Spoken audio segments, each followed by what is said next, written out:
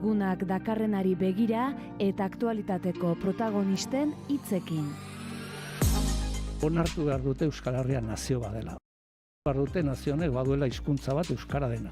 Eta onartu behar dute nazioek baditugula eskubide politikoak. Eta hortik hasten da eraikitzen omen denek nahi dugun akordio zabal bat autogobernuaren inguruan. Guk identitatea zaratago mugazgaindiko estrategiak ikusten ditugula gehiago aukera bat bezala zerbitzu publikoak adibidez eskaintzeko. Osakidetza ikurra, kolore berak, baina ez dire osakidetza zerbitzu zuzenak. Enpresa hortako buru, hor lan egiten duten langileen lanbaldintzak eskasak eta gure osakidetza gero eta aulago. Badakigu bai, alderdi batzuetan berdin Ipar Euskal Herriaren egoera ez zela onartzen, baina ezkarren nahi badu irabazia Ipar Euskal Herriuntan gu gira lehen indaga, EH baikin, eta orduan bat egin behar dugu, bestela ez dugu lortuko. 2019an hauteskunde gau horretan nun entzun genuen agura ziron famatu ura, hori gertatu eta dolua egin genuen asteburu batean,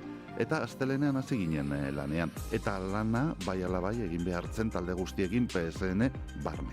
Gaina estapenean ziren tendentziak indartuz doatziela, orokorki frantziar politika biziki polarizatzen ari dela, bi ekstremoen artean, eta erdian diren alderdiek, bereziki makronista alderdiek, beren sinesgarritasuna azken finean galdua dutela.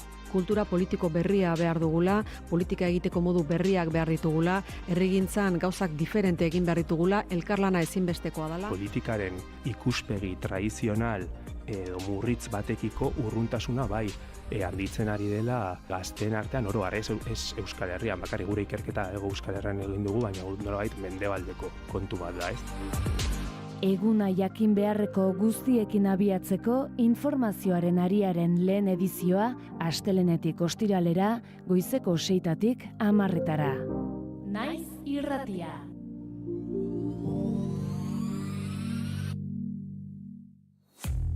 Euskal Herria Palestina bufanda. Eskuratu naizekin Euskal Selekzioak Palestinarekin azaroaren 15ean jokatuko duen partidarako bufanda. Eskatu naiz dendan. denda.naiz.eus. Eta etxean jasoko duzu partidaren eguna baino lehen. denda.naiz.eus. Eskatu orain. Euskal Herria Palestina. Naiz irratia entzuten ari zara. Bilbo aldea, 92.2. Gasteiz eta Arabako lautada, 91.5. Donostialdea, 93.8. Gernika, 96.7. Leitza, 95.1. Bortziriak, 103.1. Urola, 91.8. Goierri, 102.2. Legazpi, 94.6. Naiz irratia.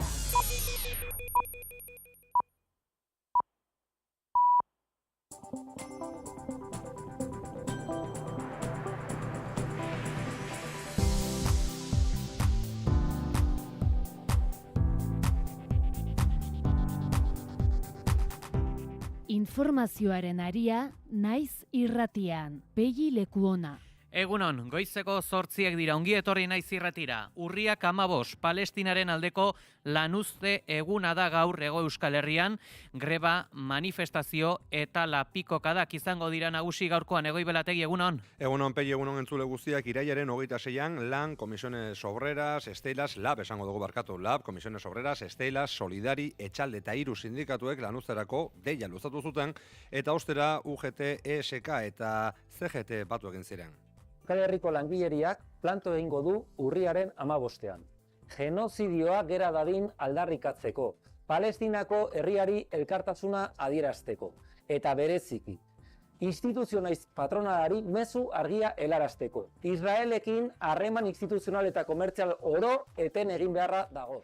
Lanuzterako 3 txanda proposatu dituzte 8 orduko jarduna dutenentzat. Gaueko txandak 3:00 6:00 luzatu dira lehenik, bigarrena 11:00 ordu 2:00 izango da eta arratsaldeko txandarako 7:00 10:00 tartea deitu dute. Goizez bakarrik lan eginez gero 11:00 3:00 luzatzea proposatu dute eta jardun zatituaren kasuan 11:00 2:00 eta 3:00 baino lehen amaituz gero lanera ez inkorporatzea proposatuz. Elak ere gaur gelditzea proposatu du ZIK Galiziarrarekin eta Kataluniako intersindikalarekin elkarlanean. Bigarren deialdi honetan 4 orduko lanuzteak proposatzen dira. Bitartean, Palestinako su-etenaren ondoren genozidioaren dimentsioak bere horretan jarraitzen duelako eta lanuzearekin bat egiteko burrunbak egitera deitu du Gernika Palestina herri ekimenak 100 herri baino gehiagotan.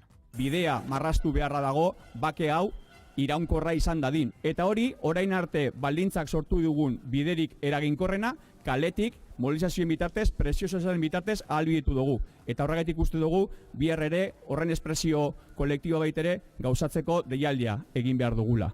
Eta zero zonaldean Israelek hiltzen jarraitzen du. Azken 24 orduetan gutxienez etxera bueltan zeuden 6 lagun hil dituzte, gainera hainbat orduz ere Rafako pasabide itxita egonda, Hamasek ez dituela gorpuzki guztiak itzuli argudiopean. Bake akordia delako sinatu eta hainbat ordura Israelek adostutako hautsi du. Israelgo indar militarrek esan dugun moduan 6 lagun hil dituzte Gazairiko Sujaia auzoan su-etenaren menpeko lerro horia zeharkatu zutela argudiatuz. Lekorduk pentsioen erreforma 2028 bitarte atzeratuko du, ezinbesteko baldintza izan dau Alderdi Sozialistak zentsura moziorik ez babesteko. Au Parlement dès cet automne que nous suspendions la réforme de 2023 sur les retraites jusqu'à l'élection présidentielle. Aucun relèvement de l'âge n'interviendra à partir de maintenant. Lekognuko hartarazi du hala ere neurri honek ekarriko duen koste ekonomikoa konpentsatu beharko dela ziur aski bestelako murrizetekin 400 milioi euro 2026 urtean eta 1.800 milioi euro 2027an. Eta kalapita politikoaren parte ere bada Belateko lanen esleipen batzordeko presidenteak boto ematen azkena izan zela esan duela. Ukatu du ere Santos zer dan ezagutzen duenik. Yo cuando había una obra iba a inaugurarla, me estudiaba lo que tenía que decir y en absoluto sabía nada de Santos Cerdán, de que tuviera ninguna relación con la obra. UPNek zalantzan jarri du departamentuen enpresen artean obra publikoak banatzeko akordio ez idatzi bat ezarri ote den eta inolaz ere ez dela hala izan erantzun du obren kontratazio mahaiko presidenteak. En las actas no dice eso, en las actas lo que dice es que usted puntúa después de tener las puntuaciones de los técnicos. Eso lo dice el letrado y lo tiene que demostrar él. Teknologia kuantikoaren buruan kokatu da Euskal Herria, IBM Quantum System 2 ordenagailua inauguratu. Imanol Pradales. Gure buruaren aldeko apustua egiten dugu gaurkoan. Ikerkuntza, barrikuntza eta aurrerabidearen aldeko apustua egiten dugu. Gure buruaren jabe berriz ere horren aldeko apustua egiten dugulako gaurkoan.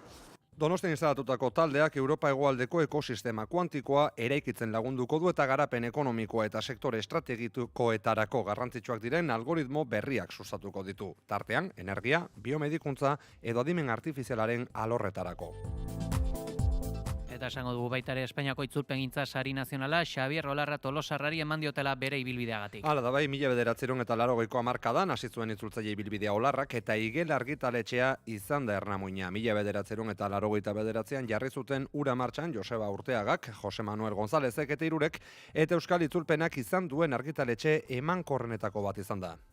Eguraldia eta trafikoa naiz irratian. Errepidea okienez bada nabarmentzeko jazorarik? Goizeko tenorenetan pegi ohiko autopilaketak aipatu behar Bilbo handian eta zehatzago Bilbo Barakaldo, Leio eta Galdako inguruetan. Eguraldiaren nondik norako guztiak Iker Ibarluzeak. Beste egun batez jarraian eguraldi lasaiak jarraipena izango du asteazken honetan ere. Goizpartean hori bai, hodei baxu dezenta agertuko da Kantauriar isuria aldean. Hala ere goizean zehar pixkanaka ostarteak nagusitzen joango dira eta giro polita geratuko da eguerdialderako, naiz eta kostaldean oraindik hodeigune batzuk geratuko diren. Ego isurialdean aldiz goizean goizetik eguraldi eguzkitsua izango da, naiz eta goizean behelaino pixka bat agertuko den. Arratsaldeko ordu askotan ostarte zabalak tartekatuko dira eta eguraldi ederra izango da. Azken orduetan berriro ere Kantauriar isurialdean hodeiak ugarituko dira, baina inolako ondoriorik ekarri gabe. Goizean haizea aldakorantzean ibiliko da, arratsaldean iparraldetik finkatuko da. Temperatura minimoek eta maksimoek behera egingo dute, minimoak 7 eta 14 gradu bitartean errendituko dira, maksimoak Kantauriar isurialdean 18 eta 22 gradu bitartean, eta ego isurialdean 21 eta 24 gradu bitartean, temperatura freskoenak kostaldean neurtuko dira, altuenak aldiz, herriberan. Jarraizburua teknikan urriak 15 da, asteazkena. informazioaren aria.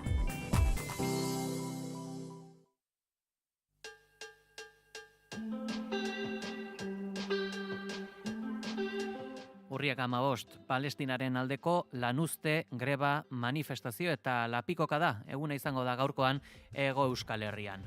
Bai, ala da, iraiaren 26an, LAB, Comisiones Obreras, Estelas, Solidari eta Etxalde eta hiru sindikatuek lanuzterako deia luzatu zuten. Ostera, UGT, ESK eta CGT ere batuko ziren. Euskal Herriko langileriak planto egingo du urriaren 15ean. Genozidioa gera dadin aldarrikatzeko, Palestinako herriari elkartasuna adierazteko, eta bereziki, instituzionaiz patronalari mezu argia helarazteko. Israelekin harreman instituzional eta komertzial oro eten egin beharra dago. Genozidioarekin ezin da negoziorik egin. Lanuzterako hiru txanda proposatu dituzte, 8 orduko jarduna dutenentzat gaueko txandak 3-etatik 6-etara izango da, hori dagoeneko burutu dena, bigarrena 11-etatik ordubietara, eta arratsaldeko txandarako berriz 7-etatik 10-etara. Goiz ez bakarrik lan eginez gero 11-etatik 3-etara luzatzea proposatu dute, eta jardun zatituaren kasuan 11-etatik ordubietara, eta 3ak baino lehen amaituz gero lanera ez inkorporatzea proposatuz. Goizeko lanuzte orduak eguerdiko 12-erdietan Euskal Herriko 4 hiriburuetan jendetxoak izango diren manifestazioak burutzeko baliatuko dira. Jesusen bihotzetik abiatuko dira Bilbon, Bulebarretik Donostian, Andre Maria Zuriaren plazatik Gasteizen eta Golen zinemetatik Berriz Iruñean. Elak bere proposamen propioa egin du ZIG Galiziarrarekin eta Kataluniako intersindikalarekin elkarlanean. Bigarren deialdi honetan 4 orduko lanuzteak proposatzen dituzte. Eskema hori izanik hezkuntzan sindikatu guztiek proposatu dute lanaldi osoa gelditzea eta dei hori irakaslei, atezainei, jantokiei, garbiketari eta garraiori ere egin zaie. Lanuzte hau greba orokor baten hastapena ere izan liteke Palestinako egoeran funtsezko aldaketarik ez badago. Halaxe proposatu du esate baterako Palestinarekin elkartasunak. Euskal Herrian ekoizpena geldiarazteak eta kaleak blokeatzeak Israeli isolatzeko beharrari ekarpena egingo dio. Horregatik sindikatuei eta Palestinaren aldeko talde guztiei eskakizun honekin bat egin dezaten eskatzen dio.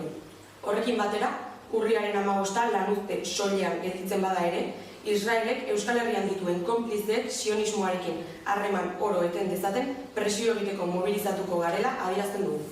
Lanaldiak jarraipen zabala izango duela aurreikusita, Lakuako gobernuak gutxieneko zerbitzuak ere ezarri ditu sektoreentzat, adibidez, garraio publikoetan 20% zerbitzu minimoak finkatu dira eta ospitaleetan jaiegun bateko ohiko langileak mantenduko dituzte eta sindikatuek gutxieneko zerbitzuen aurka jo dute. Palestinako suetenaren ostean, arratsaldean bereziki genozidioaren dimentsioak bere horretan jarraitzen duelako eta lanuztearekin bat egiteko burrunbak egitera deitu du Gernika Palestina herri ekimenak 100 herri baino gehiagotan. Ibon Meñika. Bidea marraztu beharra dago bake hau iraunkorra izan dadin. Eta hori, orain arte baldintzak sortu dugun biderik eraginkorrena, kaletik, mobilizazioen bitartez, presio sozialen bitartez ahalbidetu dugu. Eta horregatik uste dugu, bihar ere horren espresio kolektibo baitere gauzatzeko deialdia egin behar dugula. Zenbait eragile politiko eta lanuzteak deitu dituzten sindikatu guztiek, desmartxa honekin ere, bat egin dute. Eta 0 kilometroan, basango dugu, Israelek hiltzen jarraitzen duela. Azken 24 orduetan gutxienez, etxera bueltan zeuden 6 lagun hil dituzte Gazan, gainera, hainbat orduz, Rafako pasabidea itxita egonda, Hamasek ez dituela gorpuzki guztiak itzuli argudiopean. Bake akordio delako hau, sinatu eta hainbat ordura Israelek adostutakoa apurtu du dagoeneko. Israelgo indar militarrek 6 lagun hil baitituzte esan bezala, Gaza hiriko sua jauzoan, suetenaren menpeko lerro horia zeharkatu zutela argudiatuta. Beraien etxetara itzuli nahi zuten pertsonak ziren guztiak, defentsa zibilen esanetan, erasoaren biktimak izan ziren pertsonak eremu desmilitarizatuan zeuden.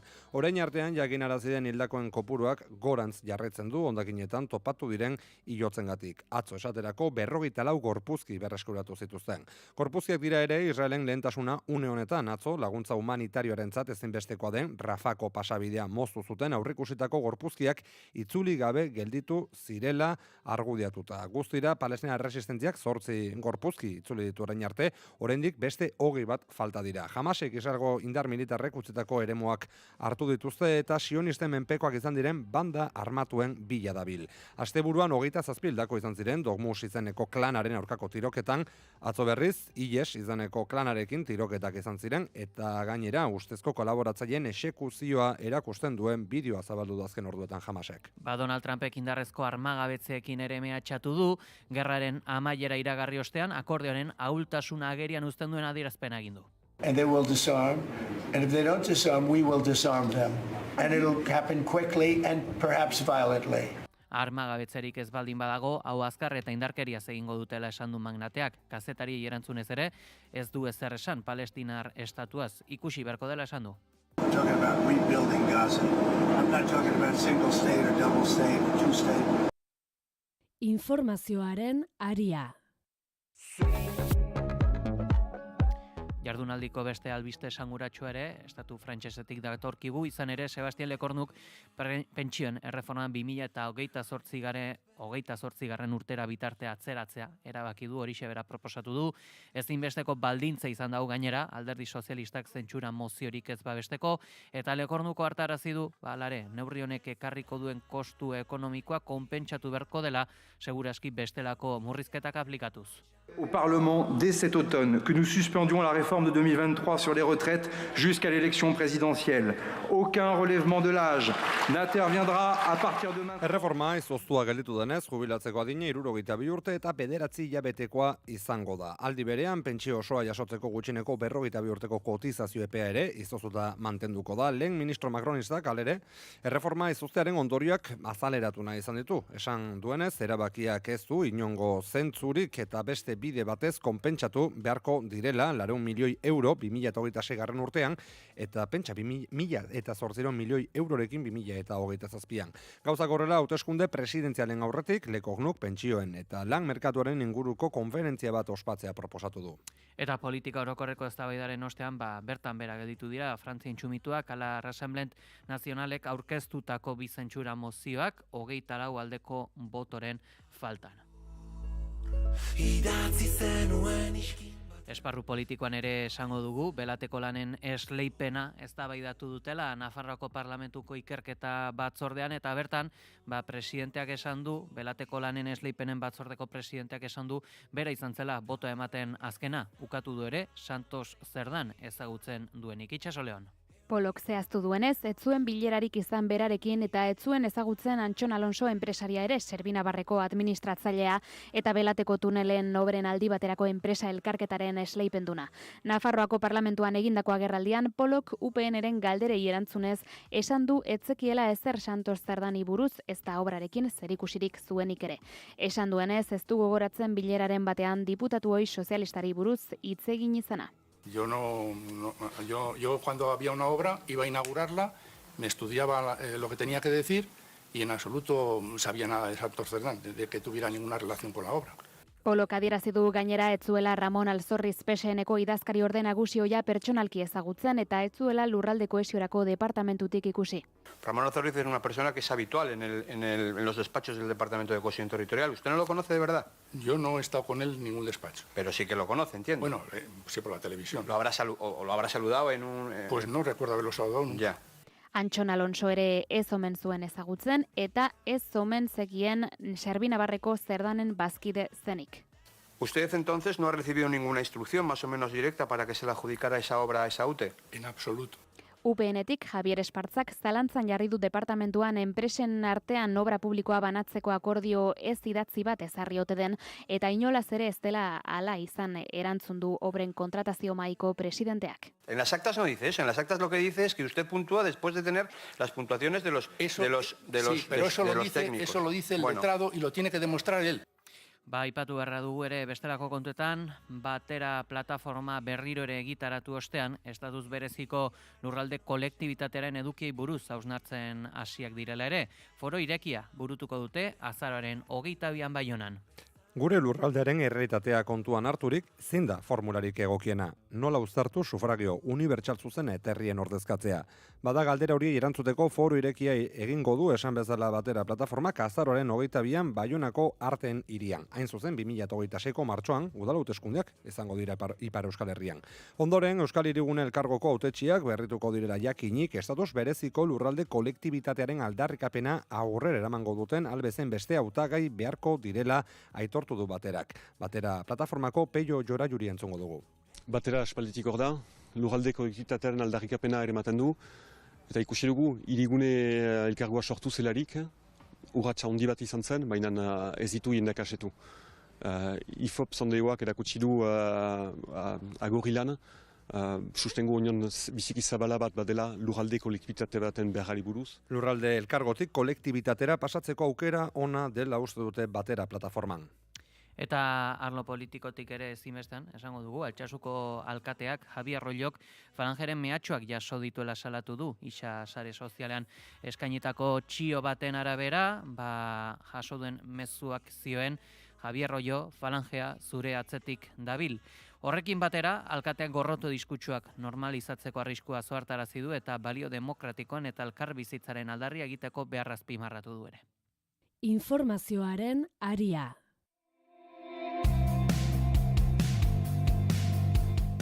Asteazken goiz honetan teknologia ere albiste da gurean, izan ere, kuantikaren buruan kokatu da Donostia IBM Quantum System 2 ordenagailua inauguratuz, Basque Quantum estrategia garatzeko funtsezko azpiegitura dau eta bertan parte hartzen dute IBMek, Lakuako exekutiboak, ala Euskal Autonomia Erkidegoko 3 foru aldundiek. Sistema Ikerbasqueko erekin berrian dago IBM Euskadi Konputazio Kuantikoko zentroan. Imanol Pradales Euskal Autonomia Erkidegoko lehendakaria buru izan duen ekitaldi instituzional batean inauguratu da.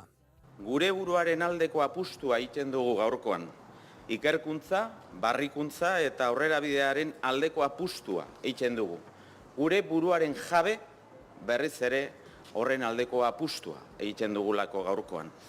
Donostian instatutako taldeak Europa hegoaldeko ekosistema kuantikoa eraikitzen lagunduko du eta garapen ekonomikoa eta sektore estrategikoetarako garrantzitsuak diren algoritmo berriak sustatuko ditu. Tartean, energia, biomedikuntza edo adimen artifizialaren alorretan. Juan Ignacio Pérez Iglesias, Lakuako Gobernuko Zientzia Unibertsitate eta Berrikuntza sailburua da. Lanbide eta unibertsitate mailako eskaintza sustatuko dugu prestakuntza arloan. Halaber, kualifikazio handiko eta nazioarteko maila goreneko pertsonak ekarri nahi ditugu ikasketa aurreratuen zentroaren proiektuan sar daitezkeenak.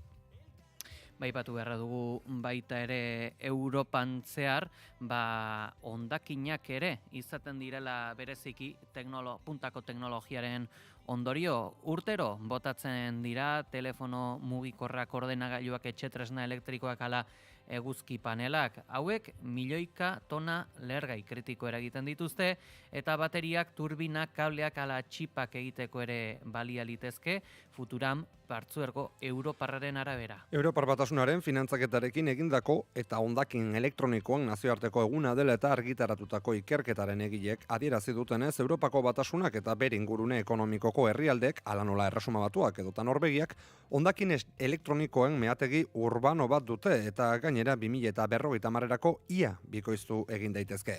2022an Europako Batasunak eta bere bazkideek 10,7 milioi tona hondakin elektroniko sortu zituzten, alegia 20 kilo pertsonako eta flux horretan 29 lehengai kritiko zeuden. Hondakin horien euneko 54 soilik tratatu zen Europako araudiaren arabera eta 400.000 tona material baliotsu berreskuratzea albidetu zen. Gainerakoa, 5 milioi tonen guru txatarrarekin nahastuta galdu zen, isurita, erraustuta edo esportatuta azkenean. Izan ere, sistema arautuen barruan ere urtero 1.000 tona materia kritiko galtzen dira, batez ere, iman eta hauts fluoreszenteetan dauden lurrarraroak. 2050 begira, hondakin elektronikoen guztizko volumena 12,5 eta 19 milioi tona arteko izan daiteke urtean, eta 1,2 eta 1,9 milioi tona arteko materia kritiko integratua azterlanak dionez. Egoerarik onenean, ekonomia zirkularrean eta diseinu adimendunean oinarrituta Europak hondakinen sorrera egonkor mantendu eta urtean milioi bat tona material baino gehiago berreskuratu ahal izango lituzke bere autonomia estrategikoa indartuz. Informazioaren aria. Goizeko 8 eta 20 tokiko kontu ezberdinak aipatuko ditugu, besteak beste, Gasteizko tasak 2,2 igotzeko EH Bilduk akordia sinatu du udal gobernuarekin. Hasiera batean EAJ zein PSek 2,7 igotzeko helburua zuten, baina koalizio soberanista kopuru hau apaltza lortu du. Ordenantza fiskalen eztabaida hasiko da ogasun batzordean. Lan handia egin dugu azken egunetan eta gaur, zorionez, EH Bildutik udal gobernuarekin itxi dugun akordio oinarri bat aurkeztera gatoz. Entzun berri duguna Rocío Bitero da, arau fiskalen akordioa egin baitu EH Bilduk Maider Etxebarriaren udaltaldearekin. Hondakinen tasa barkatu eneko 5,8 igo nahi zuten EAJ eta PSek eta hori ekidin du koalizio subiranistak. Gainera ez da etxez etxeko arretagatik 160ko igoerarik izango azkenean, Etxebarriak nahi zuen moduan. Polizia ekitaldietan egoteagatik kobratu egin nahi zuen udalak eta hori ere ez da gertatuko azkenean, edota lortu da baitere eta oko prezio 25 jeistea behar bereziak dituzten pertsonentzat.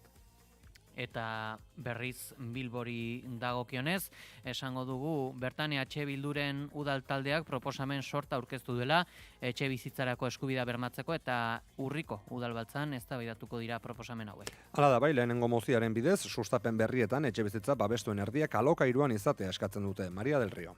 Promozio berrien etxe bizitza babestuen erdian alokairuan izatea eskatzen dugu. Gainera, Bilbo, merkatu eremu tentsionatua den bitartean, udal honek lagapen bidez doainik eskuratzen duen lurzorua, etxebizitza sozialak eta suskidurazkoak eraikitzeko erabiltzea eskatzen dugu ere bai. Eta bigarren mozioari dagokionez, EH Bilduk hiriko etxebizitza hutsak mobilizatzea proposatu du erakunden esku dauden tresnak erabiliz, besteak beste, fiskalitatea. Horregatik, bigarren mozioaren bidez, ondasun higiezinen gaineko zerga, fogoru arauak baimentzen duen gehienekora igotzeko eskatu du alderdi subiranistak, eta etxebizitza hutsak mobilizatzeko udal eskumeneko zerga arauen aldaketak aztertu eta ezartzeko. Etxebizitza hutsa mobilizatzeko zerga neurri guztiak erabiltzea eskatzen dugu. Eta 30 urteko ibilbidean Bizkaiko elikagaien bankuak 100 aldiz biderkatu du bere elikagai solidarioen banaketa. 1985ko 30 tonetatik 2024 urteko 3.000 tonara igo da. Erakundearen arabera, 3 hamarkada hauetan hasierako itxaropen guztiak gainditzen dituen dimentsio eta aintzatespena lortu ditu Bizkaiko gobernu zanpoko erakunde ospetsuenetako bat bilakatu arte 188 voluntario egonkorrekin.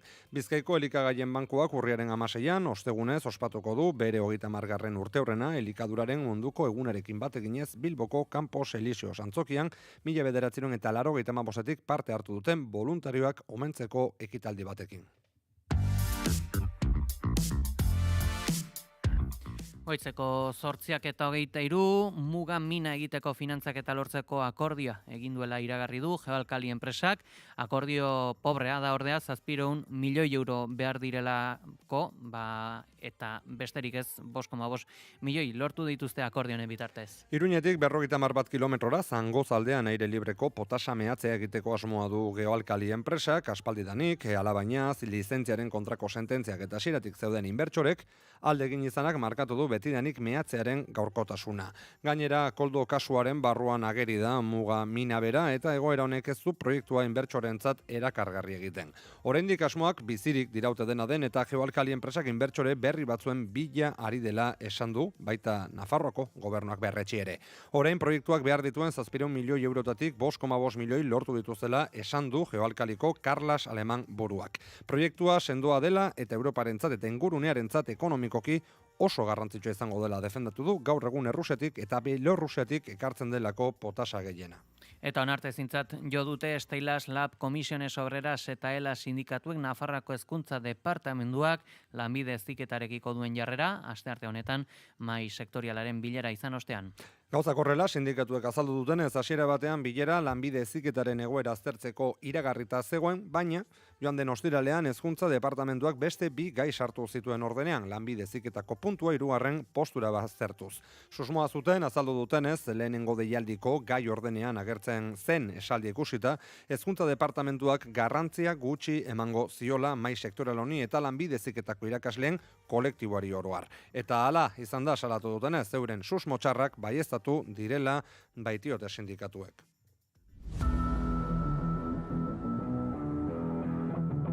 Kirol aria naiz irratian.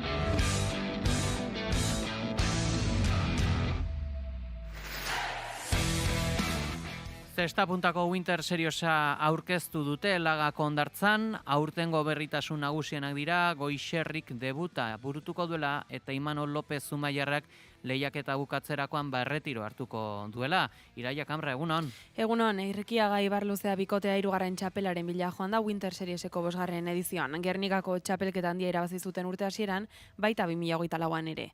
Dena den iaz inoiz baina irekiago egon zen txapelketa puntista gazteen presentzia emandatu egin baitzen. Erkiaga Ibarluzearen nagusitasuna apurtzeko favoritoak izan daitezke, esate baterako Johan Gorka Sororzabal anaiak, Barandika Bask, Goitia Lekerika edota Urresti López.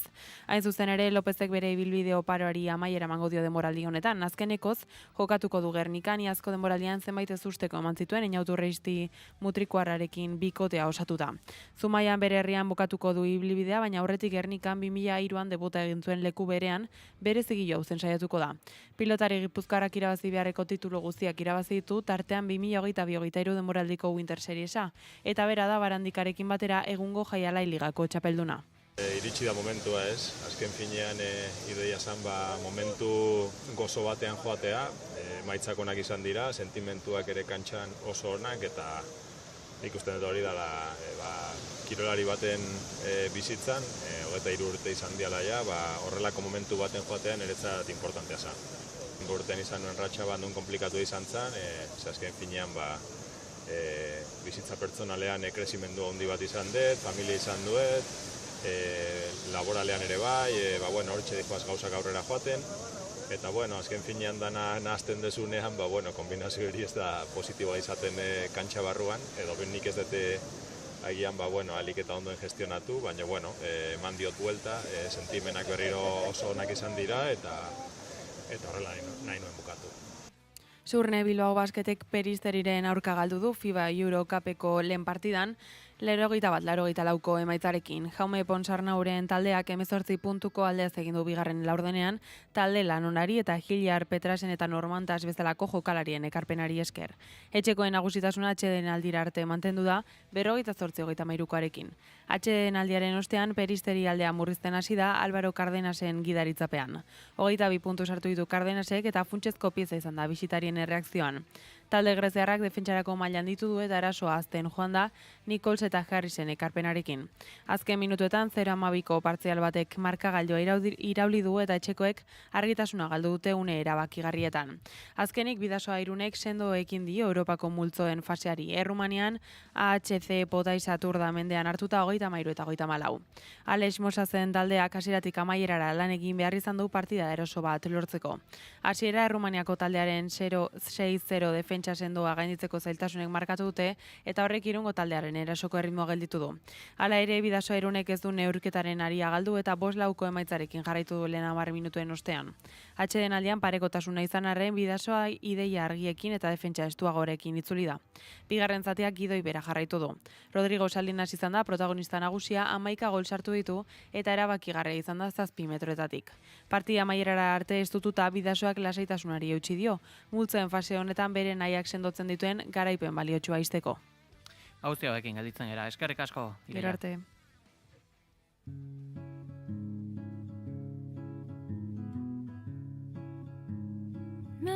Hogeita hamar segundu besterik ez, goizeko 8:00 izan daitezen eta esango dugu Espainiako itzulpegintza sari nazionala Xabier Olarra Tolosarrari eman diotela bere ibilbideagatik. James Joyce, Ernest Hemingway, William Faulkner, Truman Capote, Joyce Carol Oates eta literatura unibertsaleko beste hainbat izen handi euskarara ekartzen aitzinderetako bat izan da Xabier Olarra. Espainiako Kultura Ministerioak ematen du saria eta bere esanetan euskara normalizatzen eta aberasten egin duen lana oso handia izan da.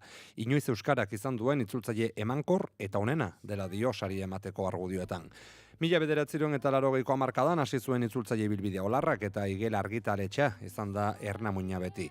1989an jarri zuten ura martxan Joseba Urteagak, Jose Manuel Gonzálezek eta Irurek eta euskal itzulpenak izan duen argitaletxe emankornetako bat izan da.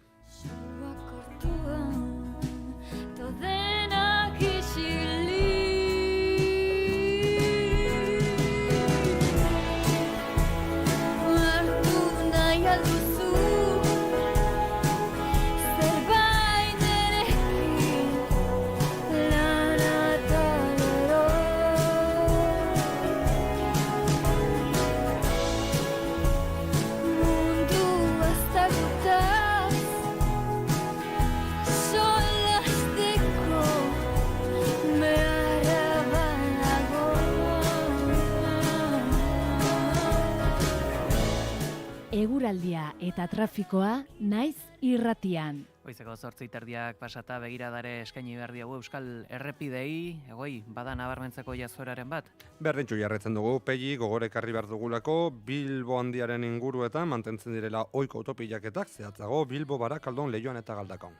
Adibili puntu horietatik igaro behar izanez gero, eguraldiari dagokionez esango dugu Euskal Herria lainotxu daukagula, asteazken goiz honetan eta temperaturen errepaso eginez, hiribururik freskoena une honetan Iruña da, 11 gradurekin, 12 gradu dauzkagu Gasteizen, 14 gradu Donibane Garazin, 16 gradu Bilbo eta Maulen, eta 17 gradu une honetan Donostian edota Baionan. Eguraldiaren nondik norako guztiak, Ikerri Barluzeak. Beste egun batez jarraian, eguraldi lasaiak jarraipena izango du asteazken honetan ere. Goizpartean hori bai, hodei baxu dezenta agertuko da Kantauriar isuria aldean, hala ere goizean zehar pixkanaka ostarteak nagusitzen joango dira eta giro polita geratuko da eguerdi alderako, naiz eta kostaldean oraindiko hodeigune batzuk geratuko diren.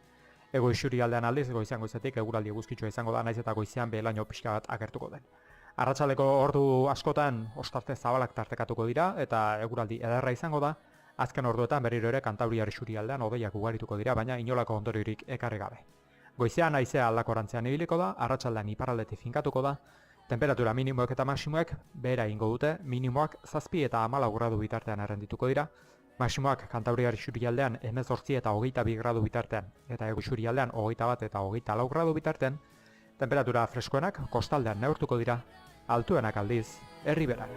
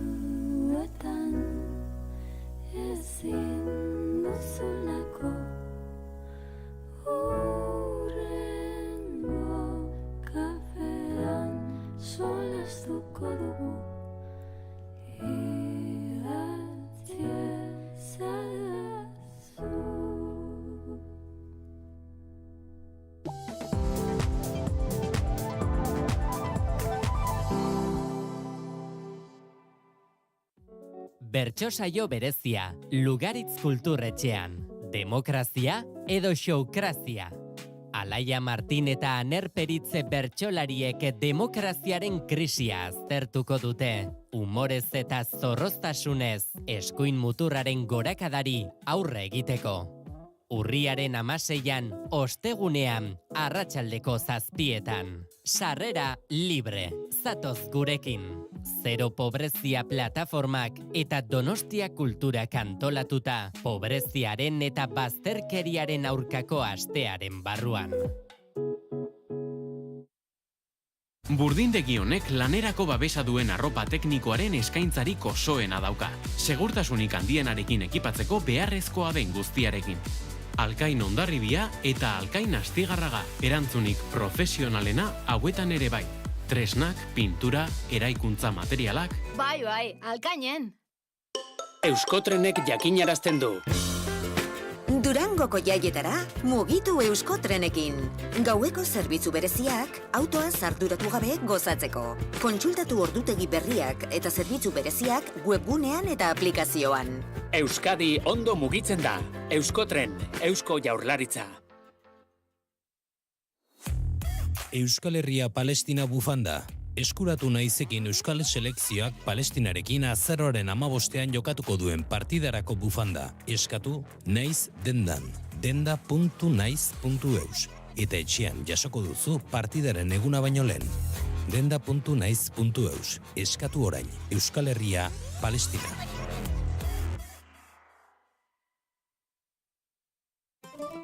Bertsoak kantatu egiten dira. Entzun, irakurri, ikasi, kontatu. Askotan bertsoak direla ez dakigun bertsoak kantatzen ditugu. Bertsoak kantatu eta kontatu egiten ditugu. Kantatuak kontatu eta kontatuak kantatu. Bertso aukeraketak eskaintzea da gure asmoa. Igandero eguerdiko ordubietan, Eli Pagolak eta Andoni Errekondok gidatuta, kontatzera noazu, naiz irratian.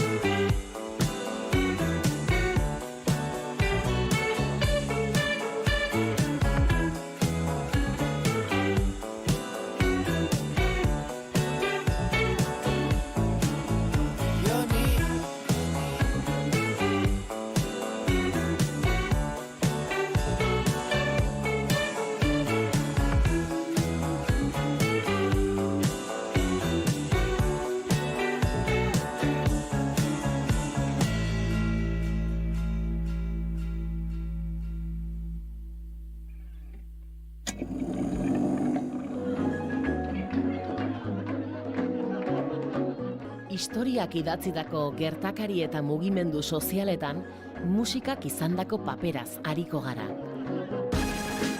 Gramofonoan historia duten kantuak. Larun batetan, arratsaldeko 3:00, naiz irratian.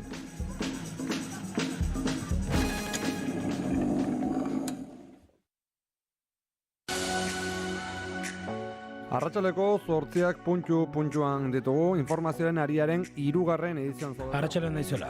Arratsaldeon entzule, ongi etorri naiz irratira. Ongi etorri entzule informazioaren ariaren 3. edizioan zaude amarratuta. Eguna amaitzerako gertatutako guztiaren errepaso hausnartua dakar informazioaren ariaren 3. edizioak. Naiz irratian eta Sara Iriartek kontatuko digu dena. eta aipagai hoien zenbait aipamen egingo dizkigu jarraian Pegi Lekuona lankide. Informazioaren ariaren lehen edizioan izan dira, naiz irratian egoera azaltzen. Oinatzez buru, eta egoi belategik dakartza xehetasunak. Informazioaren ariaren 3. edizioa astelenetik ostiralera, arratsaldeko 8:00 aurrera. Naiz irratia. Euskal Herria Palestina bufanda. Eskuratu naizekin Euskal Selekzioak Palestinarekin azaroaren 15ean jokatuko duen partidarako bufanda. Eskatu naiz dendan. denda.naiz.eus. Eta etxean jasoko duzu partidaren eguna baino lehen. denda.naiz.eus. Eskatu orain. Euskal Herria Palestina.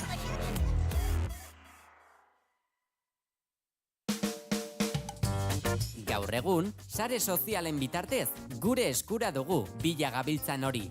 Naiz irratian ere, aukera hori eskaintzen dizugu. Jarrai gaitzazu Facebook, Twitter eta podcast plataformetan. Musika, kultura, kirolak, informazioa eta askoz ere gehiago topa dezakezu gureetan. Jarraitu gure Twitterreko kontua eta sakatu Facebookeko orrialdean agertzen zaizun atsegindut botoia. Naiz irratia, sare sozialetan.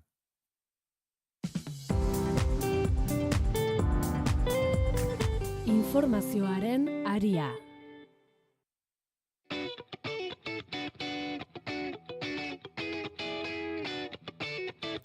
Goizeako 9:00 gutxi pasata heldu zaigu analisi mailaren tenorea eta goiz honetan gurekin daude Ane Urkiri, Amaia Arbeo eta baita Laura Mintegi ere. Egunon. Kaixo, Egunon. Zer moduz? Ondo? Mira, ondo. Bueno, gaurkoa esango dugu egun ezoikoa ere badela, lanuzteak deituak daude Hego Euskal Herrian, eta hasteko jakin nahi dugu, ea zerbait nabaritu ote duzuen zuen inguruan, ona bidean edota kaletan edota sare sozialetan ere. Amaia, zurekin hasiko era. Bai, hasteko autobusen greba nabaritu izan da gaur goizean. Sare sozialetatik ere ikusi ditut unibertsitateetan piketeak eta izan direla eta izaten ari direla. Beraz, egun mugitua izango dela, espero. Laura? Dagoen susmoa da, erabateko izango da geldialdia unibertsitatearen arloan, eta gainera, nik esango nuke ez bakarrik graduetako fakultatetan, baita ere ikusi dudanagatik, 55 urtetik gorakoen lekuetan ere bai, ez? Hau da, esperientzia gelatan. Hau da, nik uste dut giroak hori eskatzen duela eta irakaskuntzaren arloan behintzat, goi mailako unibertsitatean edo irakaskuntzan erabatekoa izango dela uste dut. Hane? Bai, nik uste dut sektore askotan izango dela geldialdi potentia. Amaiak aipatu, Bizkaibusek azkenian ere greba deitu dugu eta labordukoa, hezkuntzan ere greba deituta eta gainontzeko lantegietan 3 orduko lanuzte horietako jarraipenan ikuste eta ondixi izango dela eta eguerdiko mobilizazioetan jendean dana pilatuko dela eta esan daiteke lanuzte hau ez, arrazoi politikoek deitutako lanuzte hau historikoa izan daitekela. Bereziki lanuztea izango dugu goizonetako aipagai nagusi, baita ere, gaur egun Gazak bizi duen egoera, eta hasteko gogora ekarriko dugu, gaurko honetan deialdi nagusiak eguerdian 12:00 izango direla Hego Euskal Herriko hiriburuetan. Egingo dugu bai, errepasotxoan, LAB, Comisiones Obreras, Estela, Solidari, Etxalde eta 3 sindikatuek lanuzterako deia luzatu zutelako duela aste batzuk eta UGT, SK eta CGT batuko ziren ostera. Euskal Herriko langileriak planto egingo du urriaren 15ean. Genozidioa gera dadin aldarrikatzeko, Palestinako herriari elkartasuna adierazteko eta bereziki instituzionaiz patronalari mezu argia helarazteko. Israelekin harreman instituzional eta komertzial oro eten egin beharra dago. Lanuzterako 3 txanda proposatu dituzte, 8 orduko jarduna dutenentzat, gaueko txanda lehen egin dena dagoeneko burutena 3etatik 6etara izan da, bigarrena 11etatik 2etara izango da eta arratsaldeko txandarako 7etatik 10etara egitea proposatu dute. Goizez bakarrik lan eginez gero 11etatik 3etara luzatzea proposatu dute eta jardun zatituaren kasuan 11etatik orduetatik ordubietara eta 3 baino lehen amaituz gero lanera ez inkorporatzea proposatuz. Goizeko lanuzte orduak eguerdiko 12:30 Hego Euskal Herriko 4 hiriburuetan jendetsuak izango diren manifestazioak burutzeko baliatuko dira. Jesusen bihotzetik abiatuko dira Bilbon, Bulebarretik Donostian, Andra Maria Zuriaren plazatik Gasteizen eta Golem zinemetatik azkenik Iruñean. Elak ere bere lanuzterako deialdi propio egin du, baina ZIK Galiziarrarekin eta Kataluniako intersindikalarekin elkarlanean. Bigarren deialdi honetan laborduko lanuzteak proposatzen dira. Eskema hori izaki hezkuntza sindikatu guztiek proposatu dute lanaldi osoa gelditzea eta dei hori irakaslei, atezainei, jantokiei, garbiketari eta garraioari ere egin zaie. Palestinako su-etenaren ondoren genozidiaren dimentsioak bere horretan jarraitzen duelako eta lanuzterekin bat egiteko burrumbak egitera deitu du berriz Gernika Palestina herri ekimenak 100 herritan baino gehiagotan. Bidea marraztu beharra dago bake hau iraunkorra izan dadin. Eta hori, orain arte baldintzak sortu dugun biderik eraginkorrena, kaletik, mobilizazioen bitartez, presio sozialen bitartez ahalbidetu dugu. Eta horregatik uste dugu, bihar ere, horren espresio kolektibo baitere gauzatzeko deialdia egin behar dugula. Zenbait eragile politiko eta lanuzteak deitu dituzen sindikatu guztiek bat egin dute. Jakin nahi dugu, aipatu du apur bat, nola ikusten zuen gaurko lanuzte deialdia, baina, bereziki jakin nahi dugu, nola ikusten duzuen, nola aldarrikapen hau berezikiane. Nik uste dut, hilabetietatik datorrela aldarrikapen hau, eta eragile batzuk sektore guztietan greba egiteko deialdi ere proposatu zeuden, baina sindikatuetan eta gai hau mahai gainean aspalditik dagoela esango nuke, orain iristen da. Aipatu de, bai ez, aste honetan ikusi da Trumpen show horretan su-etena irudikatu dela eta akaso zergatik ote, baina egunerokoak erakusten dugu haindik beharrezkoa dela zerbait egitea, Israel erasotzen ari delako, su-eten hau inoiz baino gehiago dagoelako ez da koloka, baina bai bentsa zalantzan zen modutara egingo den eta aiatzen da 2 urte geroago, Israelek bere ofentziba areagotu eta 2 urte geroago, herria oso mobilizatuta do, Laurak ere esan dugu, hezkuntzan nik uste dut bai irakasleak eta baita gazteak ere, ikusten dugu nola hartu duguen aldarrikapen hau bere ere bai, eta bazegoela joko eremu bat, lan uste orokorra hau handia izateko, mobilizazioak ikusgarriak izateko, eta uste dut une egokian iristen dela, eta baita ere, oraindik ere salatu behar dela, naiz eta Trumpen show hori ikusi astelenian Egipton, oraindik ere Israel erasotzen ari dela, eta hau ez dela gelditu, eta tamalez ez dela geldituko, ikusi, egunez egun goz ikusten, nola Israelek ez doan errespetatzen adostutako puntuak eta horren aurrian zerbait egin behar eta Euskal Herria beti izan da Palestinaren aldeko mobilizazioetan ez da gitxaitzindari, baina bai bintzat internazionalismo horretan babesa erakutsi doanak, duela 2 urte ere Israelen erasoen ostean sekulako mobilizazioak egin zian, horra intzindari izan zen, eta gaur ere gaurkoan ere nik uste testigu hori hartuko doala, eta ea behintzat irudi hauek, ez da egin nola esan, baina zerbait xamurtzen duen Gazako palestinarren artean, eta ea benetan zerbaitetarako balio duen, edo akordioak Israelekin apurtzeko, enpresetan EHUn, edo behintzat eraginen bat edukitzeko. Hain zuzen, gaurko honetarako deialdi ezberdinak deituak daude eta hoien errepaso egingo dugu goiz honetan zehar, batetik sindikatuaren partetik mobilizazioak deitu dira, Hego Euskal Herriko hiriburu eta eskualde guztietan Israelgo estatu genozidarekin harremanak eteteko eskatzeko eta deialdi hau ere batera doa, Galiziako Konfederazio Intersindikalarekin eta baita Kataluniako Intersindikalarekin. Deialdi honi buruz gehiago jakiteko gurekin daukagu, Leire Gallego, sindikatuko kidea, egunon? Kaixo, egunon bai. Lehenbiziko lan-netena gauzatu da, goizeko 3:00 7:00 bitarte, nola joan da eten hau? Bale, bai, oraindik hori esan dezuten bezala, datu gutxi ditugu, bereziki ditugun datuak izango liratezke, industria eraikuntza, industriako sektoreko, gaueko txanden ingurukoak.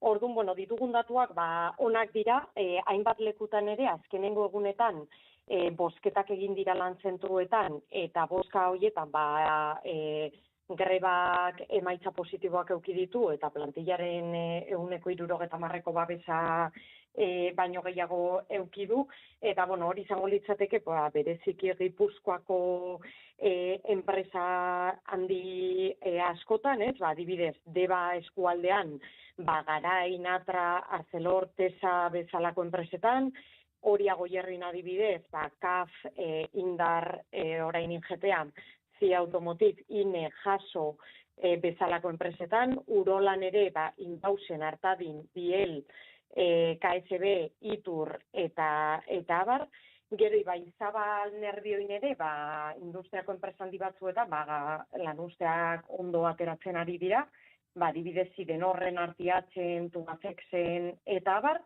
Gasteizen pentsatzen dugu ere, Mercedes eta Parkean, ondo ateratzen ari dela lanuztea, eta Nafarroaren kasuan, emaitza ezberdinak, baino Iruñako enpresa batzuetan ondo ateratzen ari da, eta sakanan bereziki, Magoto enpresan, Sarrio Papel, Wiskon, eta abarrez. Orduan, hori industriari dagokionez, gero, espero dugu lan usteek, eragin handia izatea, hezkuntzan, garraio publikoan, komunikabidetan eta abar, eta zerbitzu pribatuei dagokienez, bereziki administrazio publikoko azpikontratetan, ez? Adibidez, hezkuntzaren kasuan, garbikuntzan, jangeletan, gero, enpresa industrialetako azpikontratetan, adibidez garbikuntzan, eta gero, supermerkatu batzuetan, eta beste, almazien handietan, eta barez, gero, aldundietan, udaletxe batzuetan, hori egunean goizean zehar eta egunean zehar joango gara ikusten, baino ingoz, impresio onak. Horre bereziki, ela sindikatuaren deialdian aldarrikatu da, Israeli ez zaiola ezer erosi beharrez saldu behar. Euskal Herriko, ehun ekonomikoa ikusita, nolako egin beharrak daudela identifikatzen dituzue? Esaten dezun bezala, egun honetarako gure aldarrikapen nagusia boikotarena izango litzateke, hau da eskatzen dieguna, bai gobernuei, hau da Madril, Iruña eta Gasteizko gobernuei, baino baita enpresei, ez? Eta, jakin badakigu erakundeek eta bai enpresek badituztela harremanak Israelgo instituzio edo enpresekin, enpresei dagokionez, guk presioa egin dugu enpresa batzuetan dakiguna Israelekin harremanak dituztenak, ez? Adibidez, kafen aspaldi eskatu diogu zuzendaritzari hango trenetako trenetako kontratua eteteko, eta gero Artiatzen eta Zidenorren ere berdina eskatu dugu, ez? Eta, honetan sakondu behar dugu ere hurrengo, hemendik aurrera, dakigunean, enpresek harremanak dituztela Israelgo beste enpresa batzuekin, ez? Baina ia da, batzutan zaila dela hori informazio hori eukitzea, langileek eukitzea edo jakitea, ez? Orduan, martxan jarri dugu ere informazio eskaerak enpresa ezberdinetan, ez? Hau da, alde batetik, eskatzea informazioa jakiteko ea harremanik daukaten, eta bestetik, hori jaztatzen baldin bada, harreman horiek eteteko eskatu. Berdin egin genuen oindala egun batzuk, Nafarroako gobernuari eta Eusko Jaurlaritzari, hau da, eskatu genion informazioa jakiteko ze harreman dituzten Israelgo instituzio ezberdinekin, eta baldin badaukate, horiek eteteko, ez? Eta, adibidez azkenengo hilabetetan ere ikusi dugu mobilizazio sozialak eragin eduki duela horretan, eta EHUren kasuan adibidez, publiko egin zuten harremanak etengo zituztela, eta orduan, tinko jarraitu behar dugu horretan, eta aldarrikapen horrekin goaz gaurko egunean, eta baita, zigorrak eskatzeko Israelgo gobernuari eta Netanyahuri berari, ez? Pentsatzen dugu Netanyahuren gobernuak gizateriaren aurkako krimenak egin dituela, eta pentsatzen dugu justiziaren aurrean erantzun beharko lukeela honengatik, ez? Orduan, honengatik mobilizatuko gara gaurko egunean zehar. Horre asko aipatu dugu, oso adibide agerikoa izan da CAF enpresarena, langileek ere protesta egin diote enpresako zuzendaritzari, eta seguru aski gerta daiteke, langile horiek beraien egunerokotasunean, barne eztabaida etikoak izatea, egiten dabiltzan lanagatikan, kasu horietan zer gomendatzen duzu? Bai, kasu horretan, horregatiku, hasieratik, oindala 5-6 urte, jakin izan genuenean, ematen ziotela kontratu hori CAFi, etengabe eginda salaketa langileen partetik, paroak egin izan dira, oindala urte batzu, paroak ere egin ziren, behin baino gehiagotan zuzendaritzari eskatu zaio, kontratu hori horrekin bukatzeko, eta oindala egun batzuk ere beste paro bat deitu zan, ez? Aldi berean ere, oindala aste batzuk, elak zuzendaritzarekin eskatu zuen bilera, precisamente gai honen inguruan hitz egiteko, eta zuzendaritzak uko egin dio bilera hori emateari, ez? Orduan, guri bakarrik gelditzen zaiguna da, jarraitzea presionatzen, eta hor beste mugimendu sozial batzuekin ere, aliantzak ditugu presio horrekin jarraitzeko.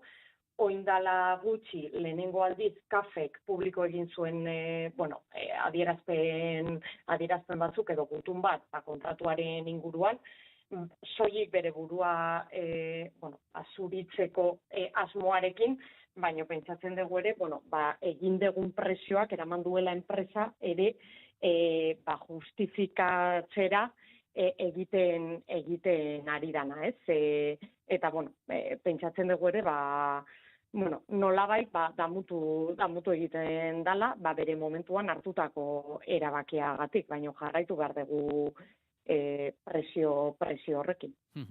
Horre, gaurko jardunaldi honetarako, desmartxa deialdi ezberdinak badaude, ELA sindikatuak 4 orduko etenak aldarrikatu ditu, bestelako sindikatu batzuek 3 ordukak, izan daiteke akaso hau, autokritikarako elementu, horrez da, ez da egon batasunikan, ez da akordiorikan egon, eragile sindikatu ezberdinen artean, eta ez dakit, honen ondorioz akaso langileak pentsa dezake, gehiago begiratzen dela zilborra Palestinara baino?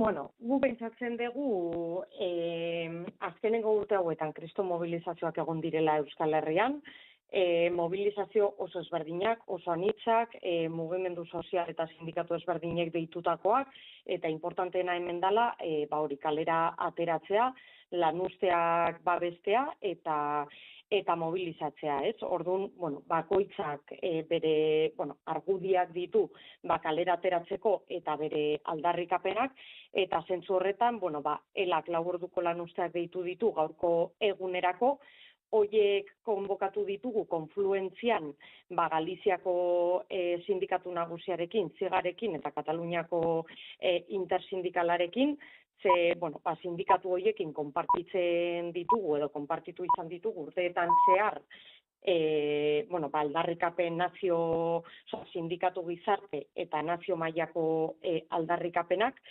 eta goaz eskatzera aldarrikapen oso zehatzak, ez direla, esan dugun bezala, boikota, hau da eskatzeko gobernuei eta enpresei Israelekin harreman guztiak etetea, eta baita zigorrak Israelgo gobernuarentzat, eta, uste dugu beste deialdi batzuk ez daukatela aldarrikapen horiek helburu. Ez, orduan, horregatikuk 4 orduko deialdi hau egiten dugu Batzigarekin eta Kataluniako intersindikalarekin batera. Guzti hauekin gelditzen gera, Leire Gallego, Ela sindikatuko kide, eskerrik asko gurean izategatik. Bale, mila esker zuei. Venga. Informazioaren aria, naiz irratia. Goizeko 9:00 dira. Kafeko langilek ere bat egin dute gehiengo sindikalak gaurko deituriko lanuztekin Palestinarren alde eta Israelek burutzen duen genozidiaren aurka. Egoi Belategi, egunon. Egunon, Pegi, egunon entzule guztia kafeko langileak gaur goizeko lehen orduko lanuzarekin bat egiten ari zirela, bai ezatu dute iturri sindikalek, bai Beasaingo lantegian, baita Irungoan ere. Tren ekoizlearen langileek lanuze hauekin bat egitea, bereziki simbolikoa da, enpresa batzordeak hainbatetan salatu baitu publikoki, KAF Jerusalemen egiten ari den tranbiaren proiektua. Honek Jerusalem bera eta Zisjordania okupatuan ugaritu diren kolonia sionistak lotuko ditu nazioarteko legedi urratuz eta nazio batuen erakundeak errekonozitutako 1977ko muga ofizialak urratuz. Edozein kasutan Kafek duela gutxi berretsi du aurrera egingo duela proiektuarekin, horretarako euren txosten propio bat aipatu dute eta esleitu zenean diote legezkoa zela, baita populazio arabiarrarentzako onuragarria izango dela ere. Puntu honetara helduten zuleok aurreratuko dizuegu dagoeneko naiz.eusen jarraipen berezia egiten ari garela lanuzte egun honen inguruan, etxe honetan ere programazio berezia izango du eta nazioartetik ere heldu zaigula albistea Italiaren eta Israelen arteko futbol partidaren aurretik Udinen egindako Palestinaren aldeko manifestazioan 20 lagun atxilotu dituelako poliziak. Liskarrandien artean esango dugu baitere, milaka lagunek protesta egin dutela Israel FIFAtik kanporatua izatea eskatzeko.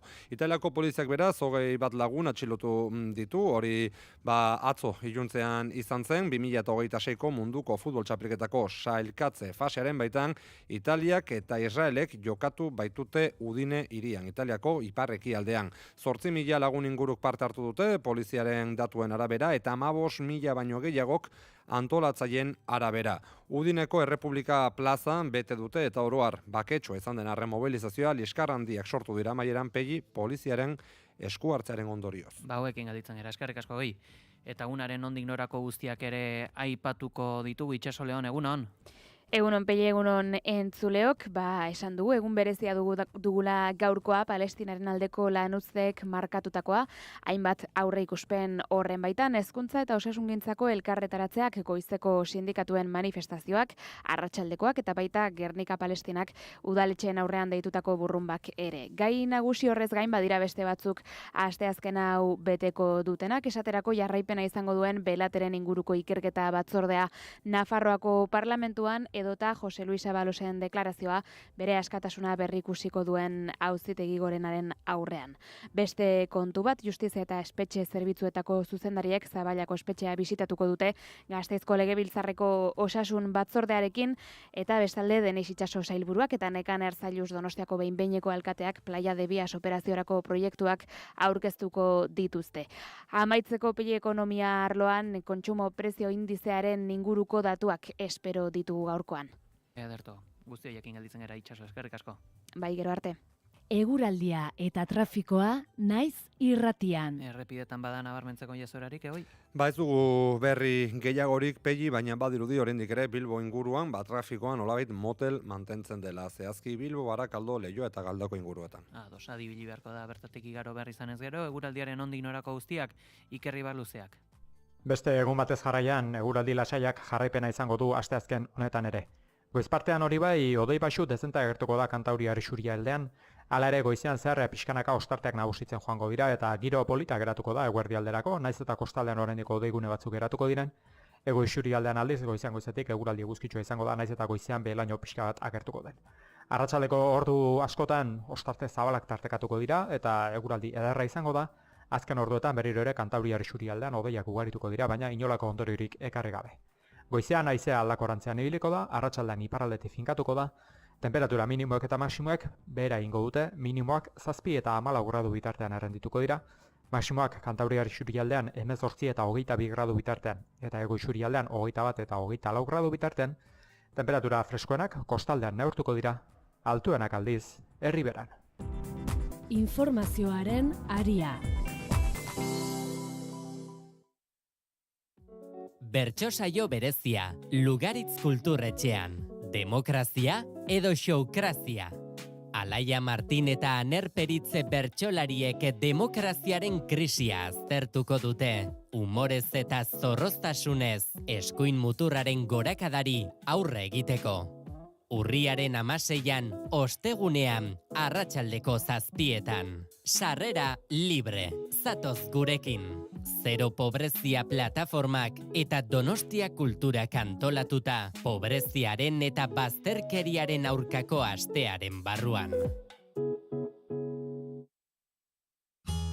Euskal Kostaldeko Geoparkea, patxadaz ezagutu nahi? Deskubritu ezazu oinez, Geoparkeko birari esker. 3 etapa, 3 herri eta munduan bakarra den flixa. Debako, Mutrikuko eta Zumaiako itsaslabar eta mendi ikusgarriak zain dituzu ibilaldia aztezin batean.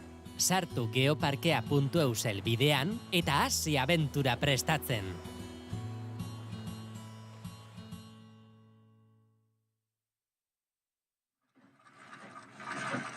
Azaroaren 6tik 16ra, Ariak, erresistentzia historioen zinemaldia, dokumental emanaldiak, solasaldiak, musika eta askoz gehiago. Hernaniko kulturarteko plaza feministan. Informazio gehiago ariak.hernani.eus.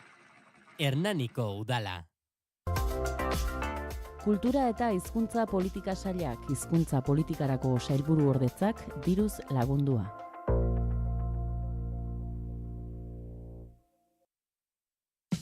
Informazioaren aria, naiz irratian.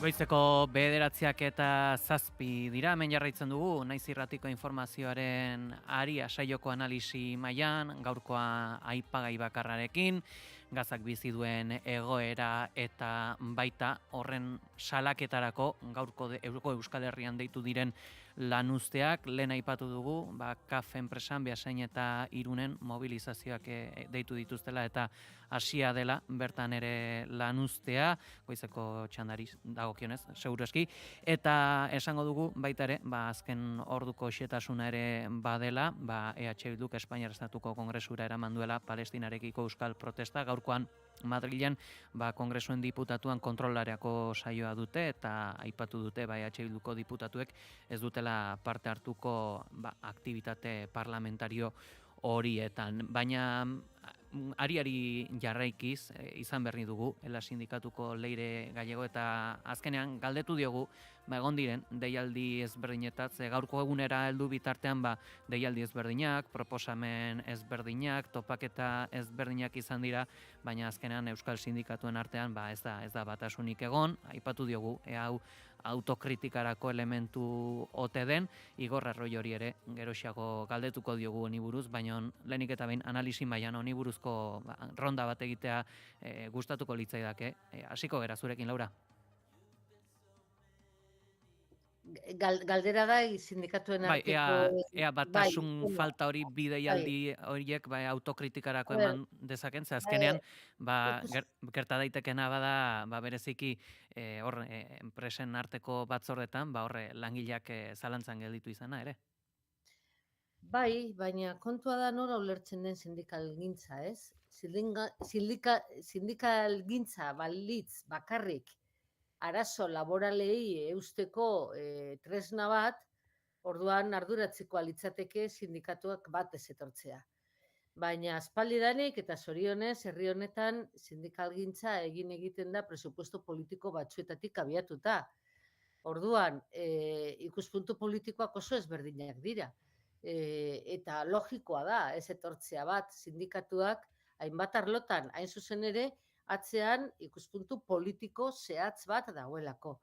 Orduan, ni inoiz ez nago arduratu esate baterako, labek eta elak esatea ez datozela bat, edo beraiekin ez etortzea bat, komisionez eta UGT. Eta UGT, ez nago arduratzen horrek. gehiago arduratzen hau helaren eta laben artean ez egotea adostasunik, eta hor gure historiari begiratzen badiogu, faseak egon dira, eta neurri batean sindikatuen buruan nor egon den izan da erabaki horra harremanak estuagoak edo urrunagoak izateko. Baina eske lehen esan dudana, hemen sindikatuak ez dira soilik langileen eskubideen aldeko erakundeak, hemen askoz ere gehiago dira, izaera politiko oso nabarmena eta sendoa dute, eta hala izan behar dela uste dut gainera. Amaia? Nahikoa konpartitzen dut Laurak dioena. Uste dut gaurko eguna bazela, pixka bat gehiengoak artikulatzeko egun bat, begiak gazan izan behar ditugula, eta aurreko mobilizazio sozial guztiek erakutsi dute, zentzu komunean ideia batzuk implementatzean eta presio bat egitean, horrek emaitza nabarmenak izaten dituela, Euskal Herrian izandako mobilizazioek emaitza nabarmenak izan ditu, aurretik aipatu izan ditugunak. Dena den, bai uste dut, gaurkoan eremu ezberdinetatik ekarpena egingo zaiola egunari berari, ez? Uste dut, ikasle mugimenduetatik mobilizazio ezberdinak antolatu direla eta horrek ekarpen bat egiten duela, uste dut, goizeko hiriburuetako mobilizazioek ere ekarpen bat egiten dutela, eta baita arratsaldekoek ere, beraz, bueno, egia da, ez zaidala positibo egia iruditzen, baina bai uste dut, badaudela momentu konpartitu batzuk, eta badagoela giro bat eguna bera ardaztuko dutena, eta emaitza batzuk izango dituena. Bai, ni ere erabat ados, baina hemen ikusten dutena da logikua, agian desadostasunak egon zitezkela, batzuk 3 ordu planteatu deuelako, eta beste batzuk gehiago nahi, eta 4 ordu egin deuelako, eta hor egon daitezkela desadostasunak, edo ikuspuntu desberdinak, edo inkluso aldarrikapenetan ere xehetasun desberdinak, baina Leire Gallegok esan duan bezala, eta zuk pegi galdetu jozu, garrantzitsuena kalera ateratzea baldin bada zergatik ez denok batera. Nik adetu lertu agian elaren mesua dela X eta labena beste zerbait. Baina mobilizazio jendetsuetan, pankarta ezberdinak ateratzeko aukera oten da, baldin eta funtsian, finean, aldarrikapena berdina dela. Da uste hor denek bat egiten duela, ez? Palestinari elkartasuna adieraztea, Israel egiten ari den genozidioa gaitzestea, eta minimo horietan bat etorrita, zergatik ez kalera guztiok batera atera, eta zergatik elak 11:00 deitu deialdiak eta gainontzekoek 12:00, ez? Nik hor ikusten dut pixkat austura bat, edo behintzat logika horretan ulergaitza egiten zaidan. Hala ere, irratian entzun diot, Arroio Onda Euskadi irratian gurekin egon aurretik, eta iruditzat lantegietan sindikatuen arteko desadostasun horiek apur bat malgutzen diala, eta hor bateratze bat egon dela, eta nik uste dut horrek erakusten doala, ez bidia, nahiz eta batzuk sindikatu batekoak edo bestekoak izan azkenean lankideen artean adostasun batzutara iristen diala, eta lantegietan ez dela nabarituko edo gutxiago nabarituko dela deialdien diferentzia hori. Eta, hori bada bintzate postekoa, niri ulergaitza iruditzeza hori. Kaleetan deialdi ezberdinak egotia. Goizeko 9:00 eta laurden dira iaia, eta gaurko honetan izan ohi dugun elkarrizketa baino solasaldi berezia izango dugu ondorengo minutuetan Nadia Neme eta Rem Dandanekin, Egoi Belategi, beraiekin izan zinen atzo. Hala da, bai, Pegi, kontua da, asko hitz egiten ari garela Palestinarren inguruan, betidanik, bereziki 2023ko urritik, saiatzen gara beraien ahotsa gurera ekartzen, baina nahikoa da ikustea egunotan gertatzen ari dena Gazan eta bar, ikusteko asko hitz ditutela Palestinarren inguruan, baina ez zaiela Palestinarrei ahotsa ematen. Gaur, hain zuzen ere, ariketa hori egiten ahaleginduko gara, zuk esan bezala Nadia Nemeh eta Rem Dandanekin, eta gainera euskaraz egingo dugu. Egon gara pentsatzen, nola bideratu irrati honetan, urriaren 15 honetako saioa, Lanuzaren berri emateaz gain, nola behar bezala eslatu gaur Palestinar herriak, bereziki Gazakoak egunotan bizi duen egoera konplexu eta zaila. Eta uste dugu honena izango dela bi lagun palestinarri hitz egiteko tartea eskaintzea, eta gainera euskaraz. Ez naiz gehiegi luzatuko sarrerarekin, zuek esan beharrekoa, eta zuen artean hausnartutakoa delako bereziki gaur nabarmendu beharrekoa. Bilboko estudietan ditu dalako nirekin orentxe bertan, alde batetik Rim Dandan, eta bestetik Nadia Nemek Somali, ongitorri naiz irratira, eta mila esker benetan biei gurekin hitz egiteko tartetxo hartzagatik. Eskerrik asko. Mila aldiz galdetuko zizueten hau, baina uste dut garrantzitsua dela zuek eta zuen senideen historioa mapan kokatzea. Eskatuko dizuet, beraz, mesedez, zuen aurkezpen txiki bat egitea. Rim, ongi iruditzen bazaizu zurekin hasiko gara. Naizi eskaini zenion beste elkarrizketa batean irakurri dut, olako zeozer, Palestinar herriko ondorengoek borroka eta aktivismorako grinarekin jaiotzen zaretela ezinbestean. Konta iguzu apur bat zure, eta batez ere zure familiaren historiaren inguruan mesedez. Bai, nire aita palestindarra zan, Nablusekoa zan, eta Nablusen ondoan dagoen herri txiki batekoa, Akraba izenekoa.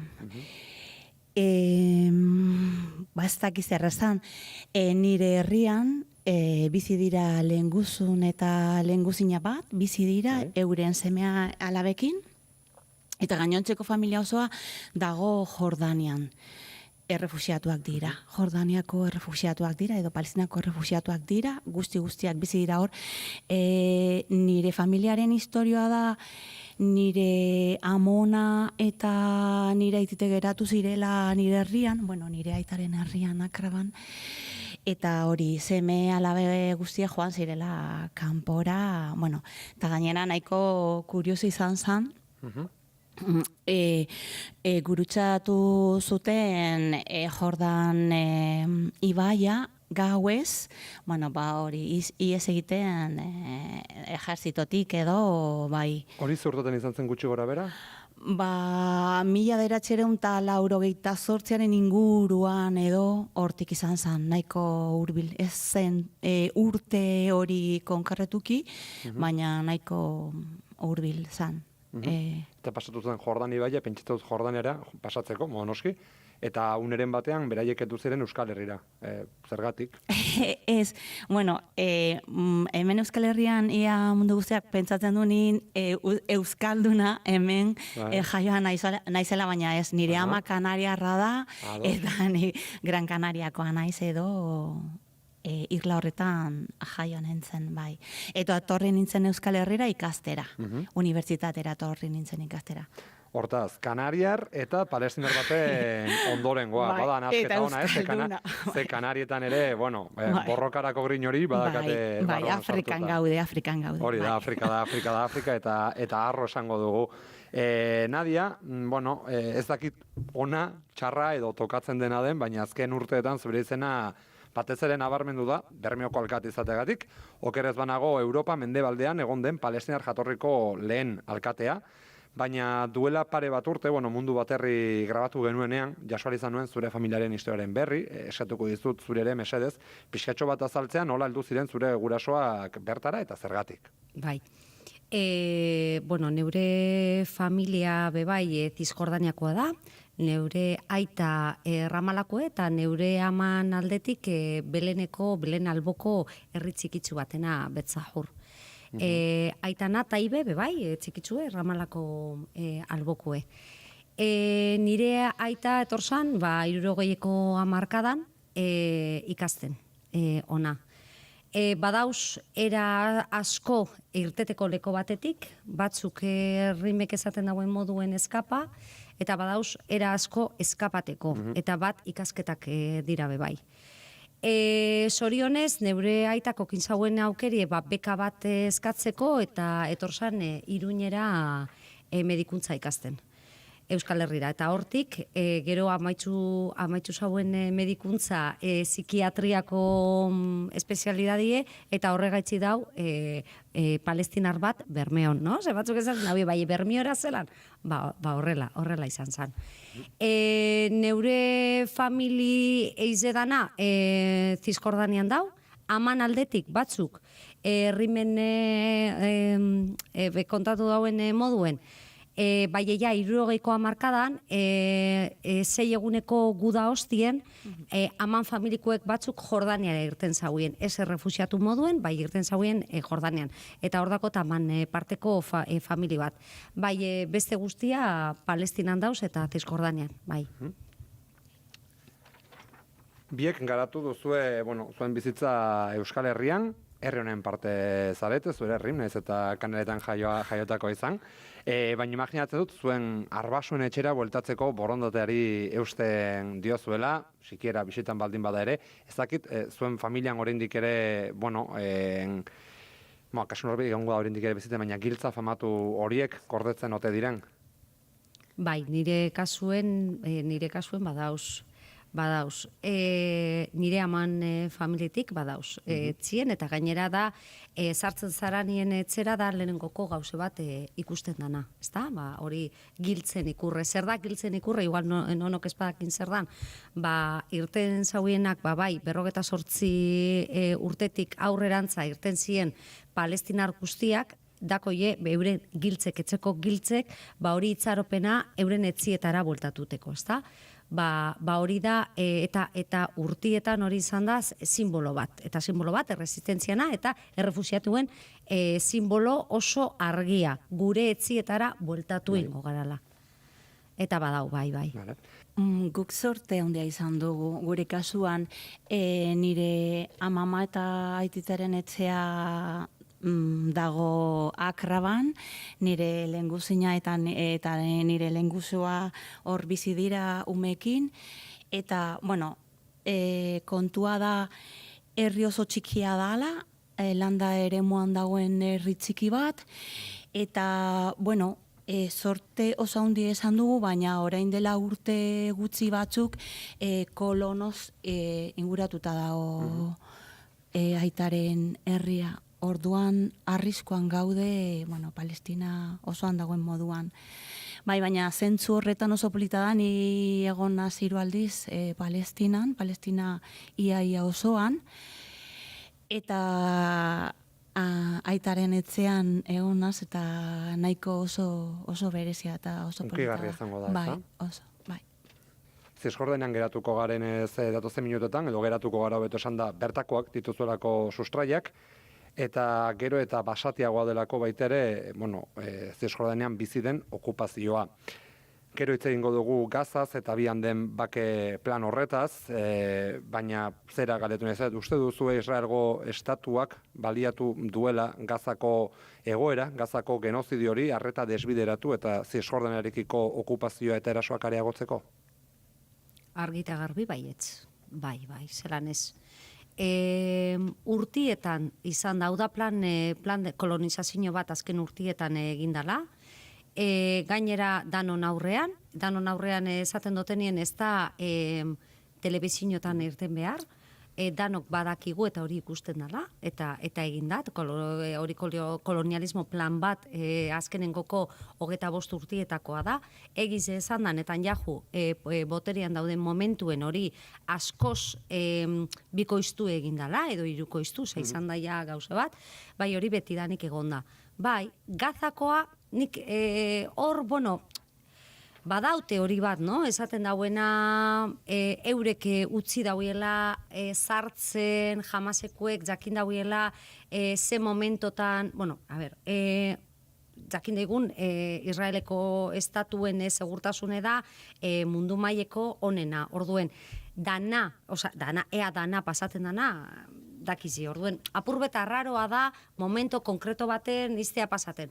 Ena sartungo fantasmatan edo horrelako historietan, badau, hor batzuk esaten dauela, eurek utzi dauela pasaten, aprobetxateko ez bakarrik Gaza bombardaketa zuzen bat eitzeko, euren plan kolonialismo bat aurrera martxan jartzeko.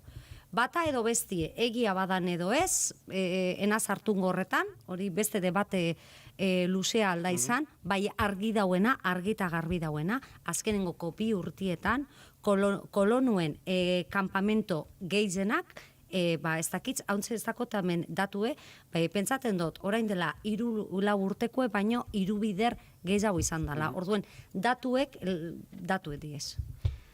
Zuri duzun bezala, nahi ez dara jarreko konspirazioetan eta bar, baina datu bakar bat emate aldera, New York Times berak, New York Times prestigio handiko edabidea, eta ez dut uste jamás zalea denik, duela hilabete batzuk argitaratu zuen informe bat, non eta azaleratzen zen, Israelgo armadak urte bat lehenuago, 2023 urriaren 7 erasori baino urte bat lehenago gutxienez, bazuela prestaketen berri. Etzen gehiagotan sartu, baina Israelgo gobernuan behintzat bazegiten zerbait prestatzen ari zela. Hortaz, rimezakit, ikusten ari gara, gazan jarri dira begirada guztiak, baina bi gauzak estuki lotuta egon direla. Bi lurraldeak markatu. Ba, eta oso bitxia, oso kuriosoa da hau guztia. Osea, ematen du, Palestinan gertatzen ari dana berria dala, baina hori da, betidanik, bai, gertatu izan dana. Betidanik. Erritmoa batzutan azeleratzen da, beste batzutan ez. Badago beste datu batzuk, eta datu hauetan esaten dana da, Cisjordanian bertan, lurraren lapurketatik handiena gertatu izan dela, azken 2 urtetan, baina oso handia. Osea, ordun, Nadiak esan duen moduan plan koloniala dela, ordun ez dakiz zelan edo zer gehiago esan behar dugun, ez da azkenean geldi ezina da egingo dute, egin dute nahi duten guztia, jarraituko dute egiten nahi duten guztia, eta hori da, Cisjordanian gertatzen ari dena da, Gazan gertatzen ari dena, baina beste neurri batean. Orduan, hori garrantzitsua da, holan begiratzea, Palestina osoan, bai? Orduan, Palestina osoan, bai, gertatzen ari dena, eta Palestina osoa aipatzen dudanean, nahoitze egiten, guk esaten dugu, Palestinako 1998ko Palestinari buruz hitz egiten dugu, bai? Orduan... 48, Ai, parkatu. Bai, alegia, Nakbaren aurreko Palestina historikoaz, Palestinako lurralde osoaz ez. Bai, orduan hori da hasieratik gertatu izan dana, gertatzen ari dana, eta barruan bai, fijatzen baldin bagara, aipatzen edo esaten dugunean apartheid bat dagoela, legealdia, barruan dagoen legealdia begiratzen baldin badugu, ikusiko genuke, Israeldarrak diren eta Palestindarrak diren pertsonen arteko ezberdintasuna legearen aldetik, bai oso arrazista, oso ezberdina dala.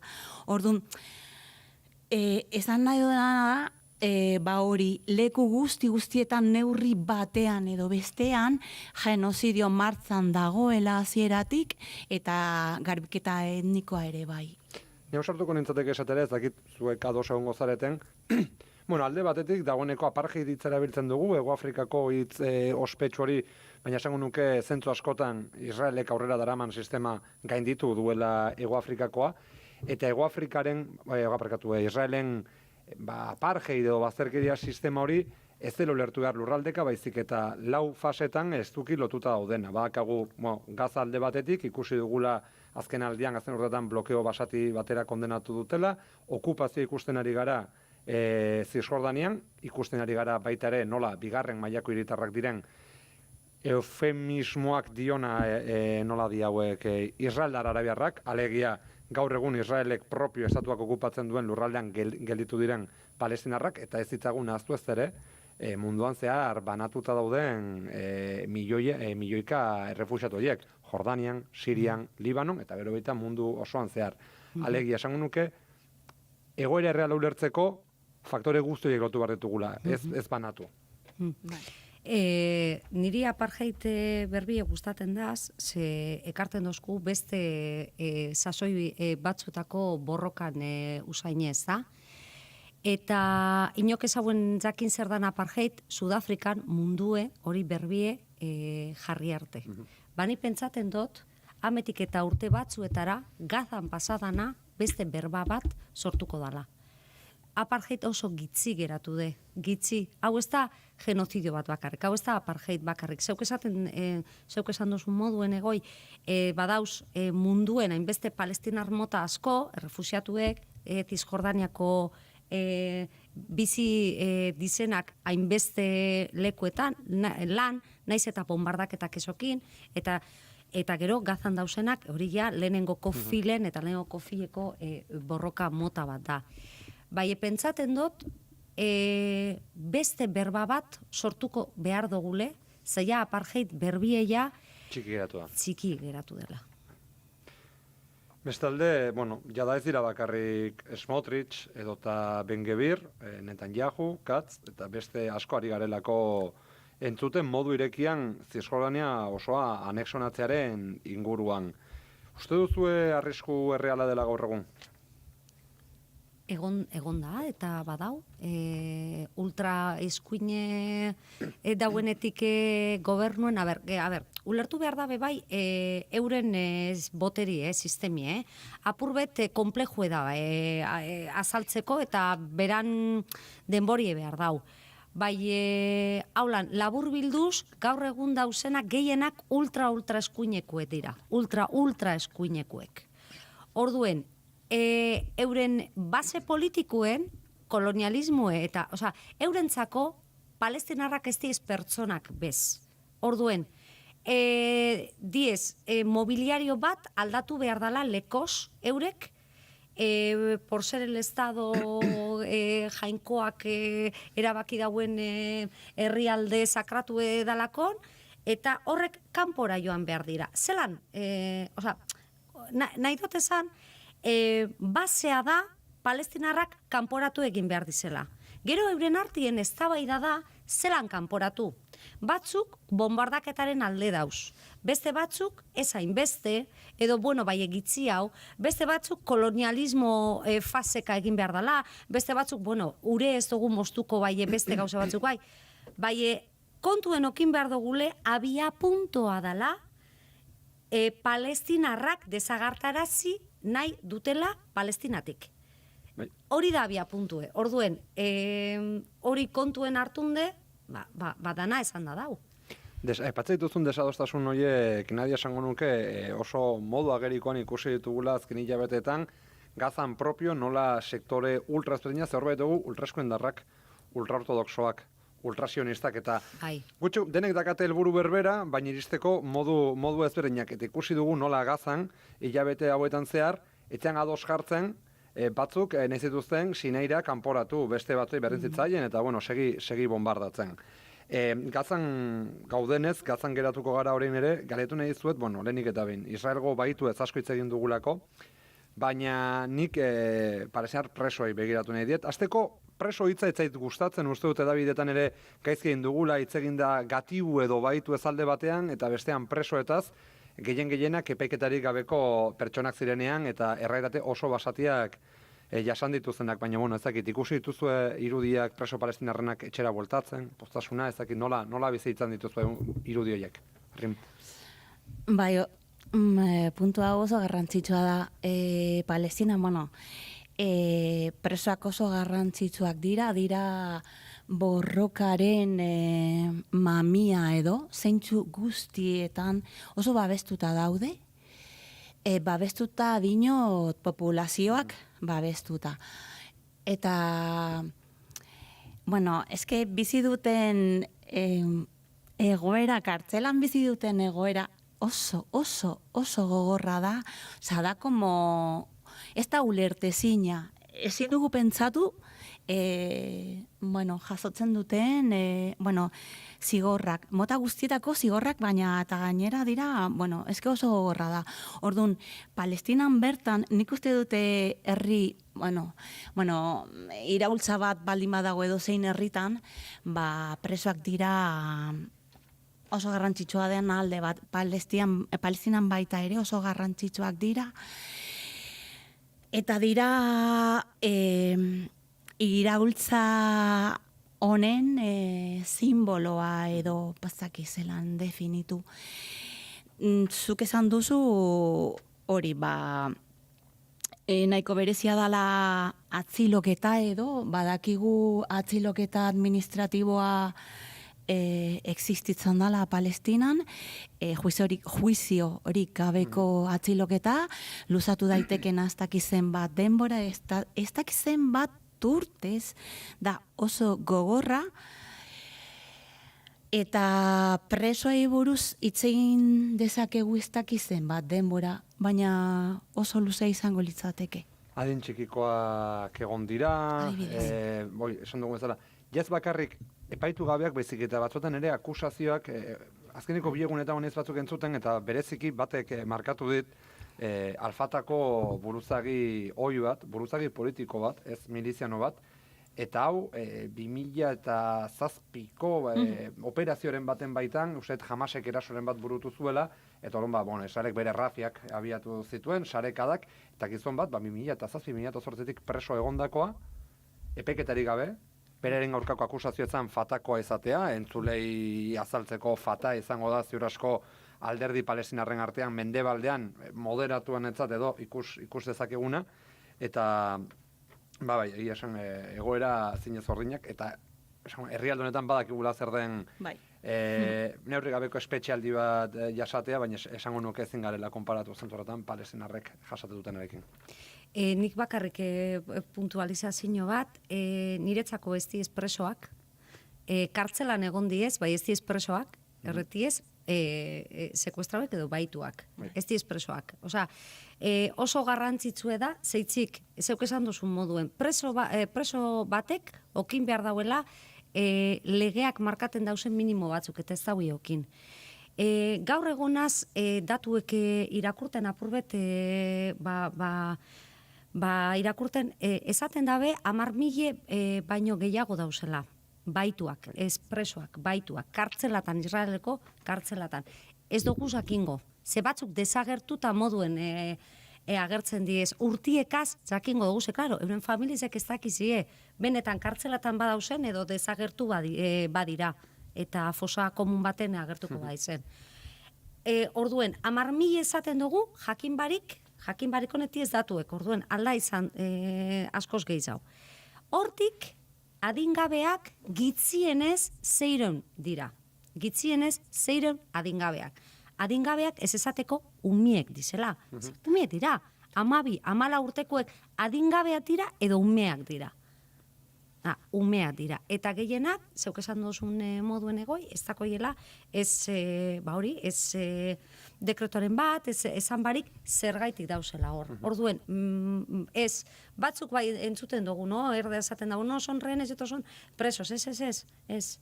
Nik argi dakotez, honek ez dizela presoak. Eta horrek ere gainera esan nuke, dikotomia horrek, preso gatibu, preso baitu dikotomia horrek, entzuten ere, Israelen aldeko errelatoa indartzen duela. Ze alde batetik ditugu, baituak izan diren, eta salbatu ez, gero baita ere, aipatu beharko nituzke zenbat hildetuen Israelgo estatuak berak.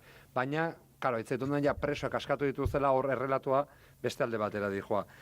Gaur ezin du gurekin egon, baina bada gaur gure galderei erantzun dien, Palestinar jatorriko beste euskal herritar bat, bera Yasser Hamed dugu, Leioan jaiotako, Palestinako futbol selekzioko jokalaria.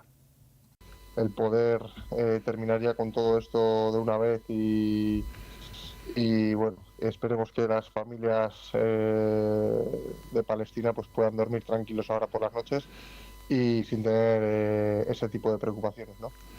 Y es una noticia que agrada a nivel mundial, ¿no? Al final, que termine esa barbarie de una vez por todas, pues es una muy buena noticia y bueno, esperemos que cumplan todos con sus partes y bueno, ojalá sea así y que podamos vivir en un mundo de paz y que haya libertad, ¿no? Para poder hablar, expresarte, moverte. Sí que es verdad que han sido 2 años de mucho sufrimiento y bueno, pues sí que es verdad que es bastante tiempo, ¿no? Para todo lo que ha pasado. Creo que sí ha llegado demasiado tarde. Esan dizuet, Palestinar jatorrikoa dela zuek bezala baita Yasser Hamed, Leioan jaiotakoa da, eta kasu honetan bere aita Gazatik alde egindakoa da. 75.000 hildako ofizialki, naiz eta ziur asko, 100.000 izango diren. Beste 100.000 zauritu, ia 2 milioi lagun etxerik gabe, azpiegitura oso baten suntsipena, traumatutako belaunaldi oso bat, eta bar oso luze bat aipa genezake. Gainera, Israelen eraso isolatuek aurrera jarraitze dute uneotan. Baina momentuz behintzat, gazatarrek arnaz pixkat hartu aldute, balorazio sakonago bat eskatu aurretik, pozen zarete sikiera sueten honetaz, bat egiten duzue Yasser Hameden irakurketarekin? A ber, claro, hau arnazgune bat da, gazatientzako, zelan ez, bai honegaz ezin gara geratu. Nire ikarie da, hauntzen momentuen hori elkartasun olatu handia sortu dana, honegaz apurbet honek geldiara zitzie, ez mesedez. Hau da, abia punto bat. Alto el fuego da lehenengoko pauso bat. Orain, genozidio para behar da, genozidio badau. Egune apartheid bebai gelditu behar dugu. Eta gero Gaza berreskuratu. Hor, beste plan bat egin behar da.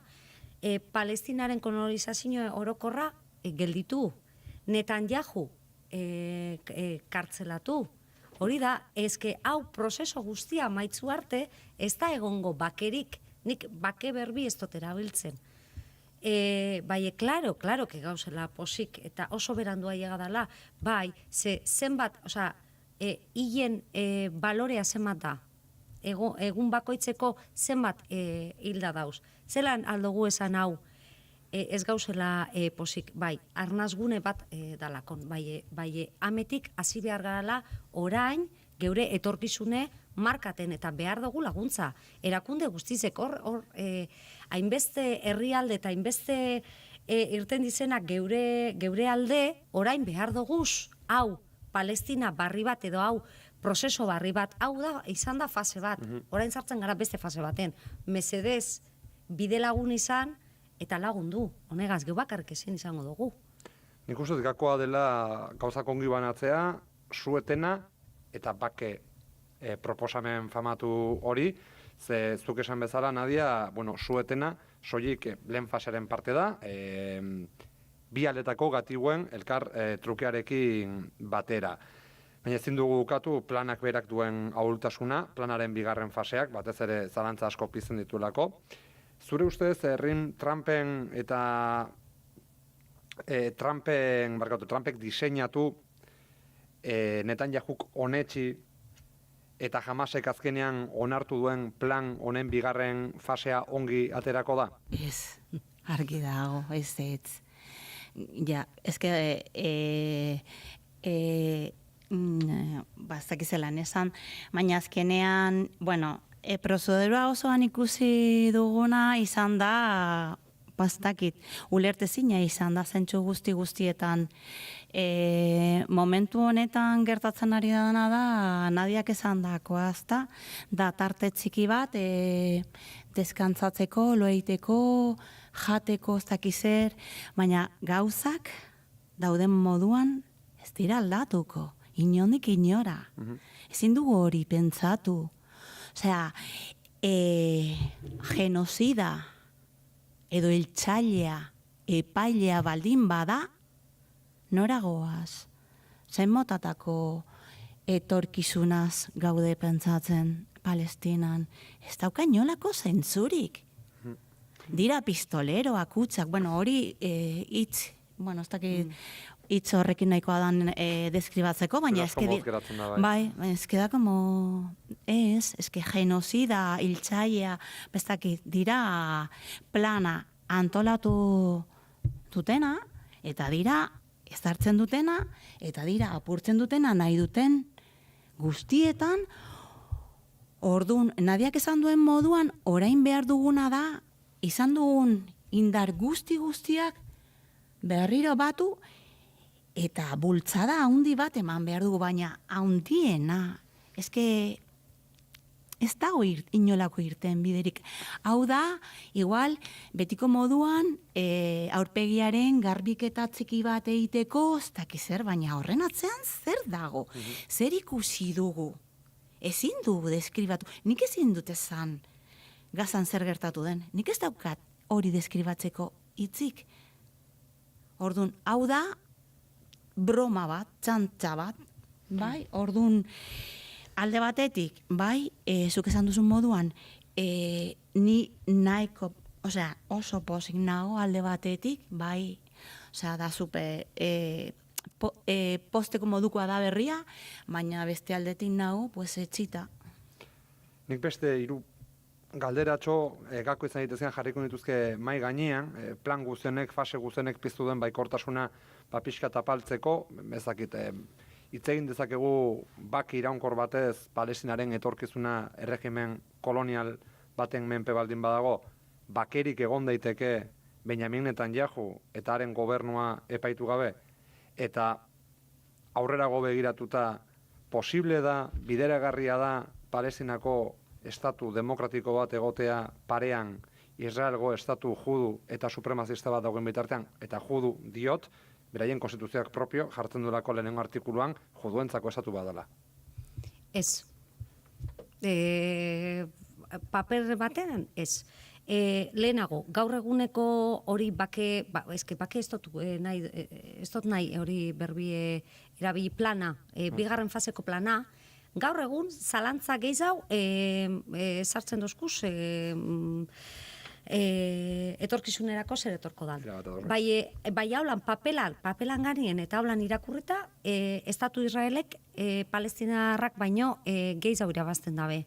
Zeda marketing kanpaina bat, arpigarbiketa bat, eta bai, hau, eruten badugu, adibidez, azken mendean egon zan azkenengoko barbari ez da, egon diez asko eta badauz munduen beste batzuk, gaur egun asko, bai famatuena. Gu pentsaten dugu aldala planteamentu bat egin, Hitler eta juduen artean Hitler bizirik eta epaitu barik? Zuk gaur egun atzera behituten badozun, zuk hori pentsamentue alda, historiadore guztizek edo gaur eguneko geure jakituri gazeta hori ezin dela posible, ez da? Hemen gauze bardine da. Zelan egongo gara estatu bi bat gorrotoaren alde dauela? Gorroto eta genozida eta euren helburu politiko nagusiena da euren aldeko, euren aldean dauen estatue hil nahi dutena. Ja, kontzeptu bat hori ezin da. Orduen, hori oinarri horregaz ezin izango da ezer egin. Gauzek asko eta rimek esan dauen moduen, orain danok hasi behar gara, beste fase honetan eskuak hartun, geure eskuek hartun, eta osta bere beste bultzada bat emon. Batzatu zaren alegia, uste aipatu dugun guztienek, galdera guzti hauek, zalantza guzti hauek, frogatzen dutela presio hori, herritarren presio hori, Euskal Herrian inbesti ikusten ari garen elkartasun hori, orain inoz baino beharrezkoagoa dela. Bai, noski. Bai, eta gainera, dago, aurreko galderarekin lotuta dago guztiz. Kontua da, ikusten baldin badugu Palestinako historia nola izan dan, ulertuko genuke, adibidez, zer gertatuko den etorkizunean, adibidez, Oslo ituna izan zen, adibidez. Milaka eta milaka adibide ditugu, ezateko hori, esan dakoa ja. Eta baita ere, Palestinako, jaz bakarrik erresidentza baizik eta Palestinako egitura eragunde propioak ere eskua luzatu duten bakoitzean, armak eman dituzten bakoitzean, horren ostean ahulago izan direla.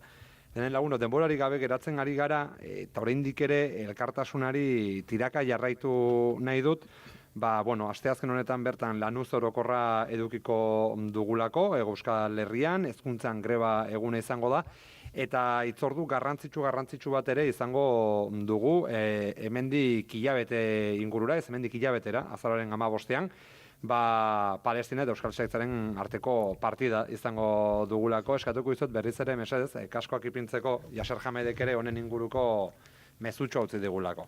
Bueno, pues sinceramente suponen muchas cosas, ¿no? Al final va a ser un acontecimiento increíble. A mí personalmente, pues nacer en Leioa, poder jugar tus sueños, jugar en San Mamés, pues vas a poder jugar en San Mamés, debutar ahí en ese campo, en ese estadio, en un estadio tan único y simbólico como es San Mamés, y hacerlo con 2 selecciones en las que has formado parte y pues una Euskal Selección a Palestina, y más sabiendo que es para una buena causa, una causa solidaria, que todo lo recaudado va a ser destinado a organizaciones humanitarias para Gaza, y bueno, es para Palestina, especialmente para Gaza, para todos los afectados. Pues imagínate, ¿no? Es como, por una parte quiero agradecer pues a todos los vascos, a todos los euskalduns, porque desde hace mucho tiempo apoyan muchísimo a Palestina. Para mí es un honor ser euskaldun y ser palestino también. Nik esan gadot, bai, bueno, nahiko simbolikoa da, bai, oso, bueno, Nadiak lehen esan duen moduan, herri honen, bastak zelan definitu, herri honen emanaldia handia edo, bueno, Palestina osoari emoteko edo ez dakit zelan esan, baina kontua eta garrantzitsua da, eta hitz egindakoarekin, gaur hitz egindakoarekin lotuta dago, bai, da ezin dugu ahaztu Palestinako gertaera, historia, genozidioa edo dena delakoa, ez dela atzo edo gaur goizeko, bai, edo gaur goizean, eta orduan egiten dugun guztia, jarraitu, ez dakizelan esan, jarraitu behar dugu egiten edo apur bat lan. Nahiko simbolikoa da, garrantzitsua handia, San Mamés da hiri honen simbolorik handienetariko bat, esan dezaket, bai. Baina, bueno, ez da egun bateko kontua, baizik eta begiratu behar dugu, edo begiratu behar diogu etorkizunari. Horixe bera, etorrekin amaitzen dugu, Nadia, gure zilborrera begiratzea baita ere elkartasunari tirako ongi dago, baina ez ezaguna aztu, konpromisoak ardura ere badakarrela eta etxean badugula zereginik, kafetik, hasita adibidez. Alkatea zarela, Bermeko alkatea zarela probestu, zera galetu nahi dizut. Uste duzu gure enpresa handiak, baina betez ere erakunde publikoak herritarren maila berean daudela? Ez gaude. Guk beste erantzukizun bat daukagu. Bai edo bai daukagu. Erakundeak euki behar daude balore batzuk, eta horrek esan behar diez herritarren baloreak. Eta ejekuta egin behar daude. Herritarrei, guk ezintzagu herritarrei beti horrelako pisu bat eman. Herritarrak oso boteretsu ez nahi dauenien gauze bat. Bai eurek bakarrik ezin dabe egin. Ezin dabe mundue aldatu beti. Bai aldaue zaratak eta erakundiek esku emon behar jakie herritarrei. Herritarretako abotza eta bai erakundeak egon behar dira. Erakundeak ezin dira beste alde batera behitu. Hori superargi dakot eta horrek markaten dau ze erakunde mota zara. Badakosuz baloriek edo ez, eta horrek baloriek aurrera bota behar dira.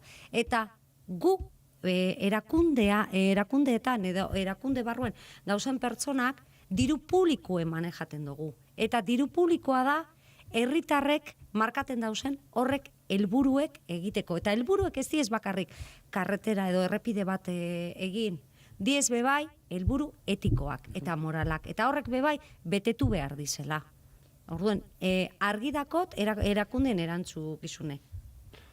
Esango nuke mezu zinu beha dela gaur bezalako egun batean gainera, elkarrizketaria amaiera emateko.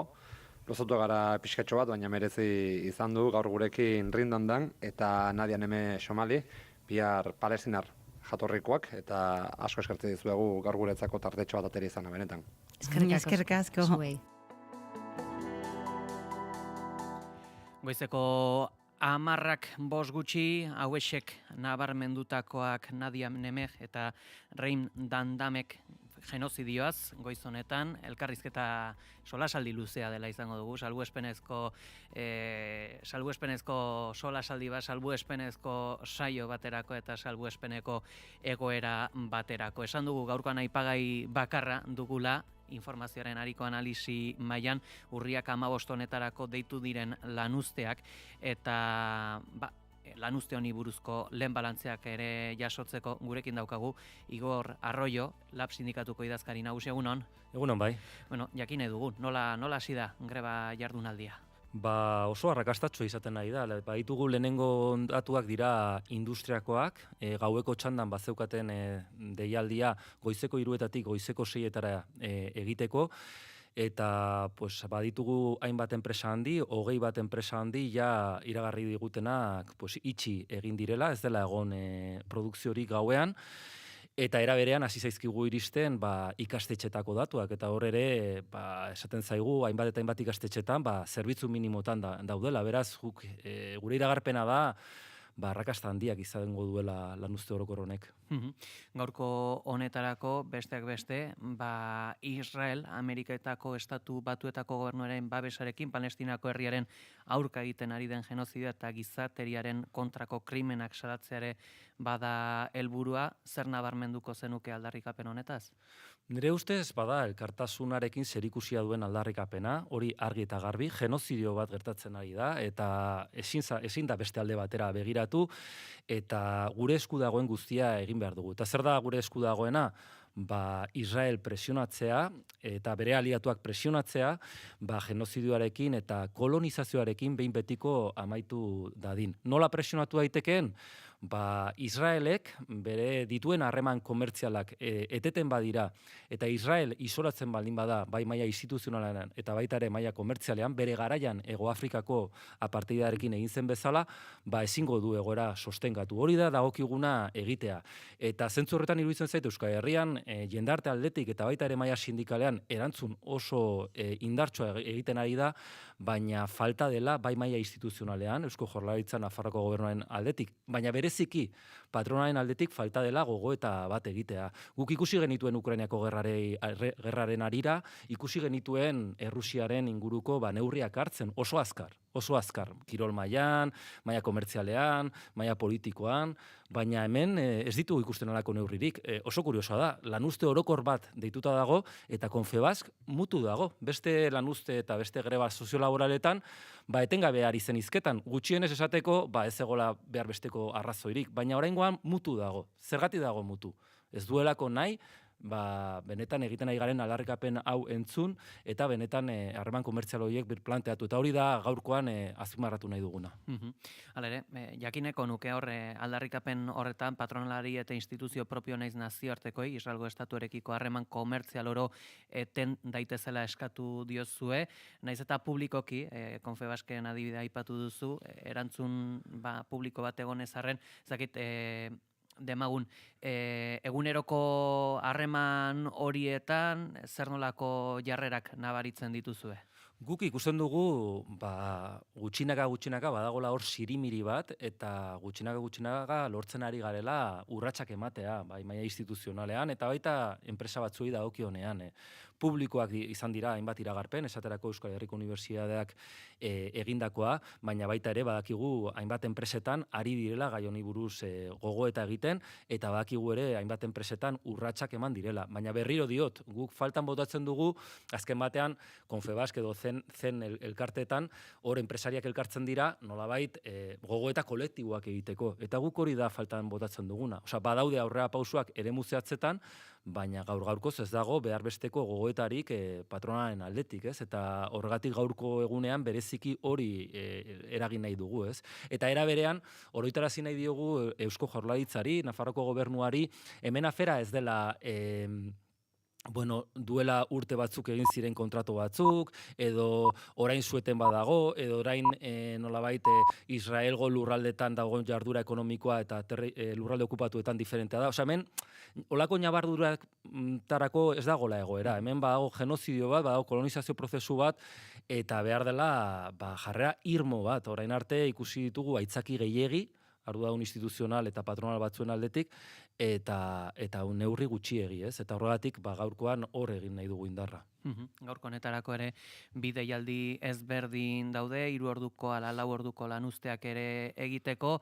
Ezakit, autokritikarako eman dezake honek akaso, akaso langile batek hor ikusita bi aukera daudela, diferentziak, hauen artean akaso erabaki beharra sentitzen badin badu langile batek, ezakit pentsa dezake ere uneren batean Palestinara begira baino zilborrera begiratzen ari dira, ezakit hau izan diteke gaurko elementu negatiboetako bat? Bueno, ni justo kontrakoa azpimarratuko nuke. Egia da sindikatuen artean izan ditugula eztabaidak, ze gunean deitu behar ziren lanuzte orokorrak, edo zenbat ordukoak izan behar ziren, eta hori normala da. Sindikatuen artean, azkenean, sindikatu bakoitzak bere autonomia dauka, bere gogoeta espazioak ditu, bere zuzendaritza, bere afiliazioa, bere ordezkaritza, eta baitu bere prozesu, barne prozesuak, eta normala da gogoeta diferenteak egotearena, iritzi desberdinak egotearena, hori normala da.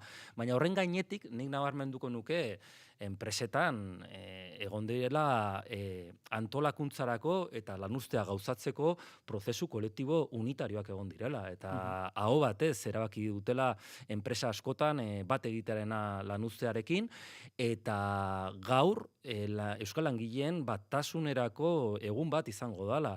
Eta gaur Euskal Herria eta Euskal Langileria kokatuko dela Europa mailan aintzindari. Italiarekin batera gaurkoa izango da maila sindikalean dagoen indarra erakustaldi handiena Europa mailan, eta gainera oroitarazi behar dugu, hau lanuzte politiko bat dela.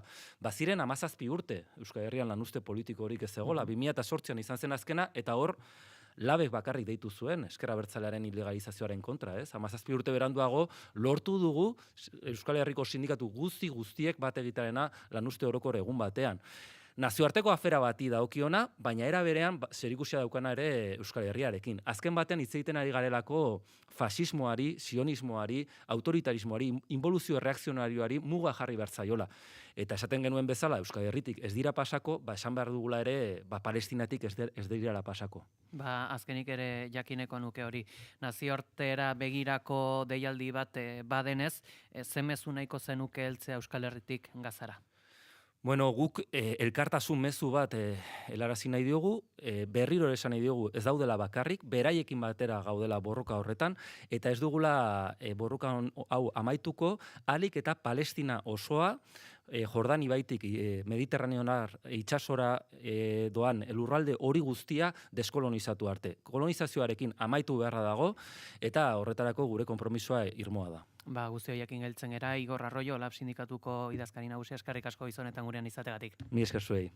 Eta zuei baita ere, gaurko honetan, ez dizuegu asko hitz egiten utzi salbuespenezko saioa izan delako, baina eskerrik asko gurean izategatik ere, Amaia Arbeo, Laura Mintegi eta Ane Urkiri, nahi duzuen arte? Aio. Mi esker. Agur bai. Aio.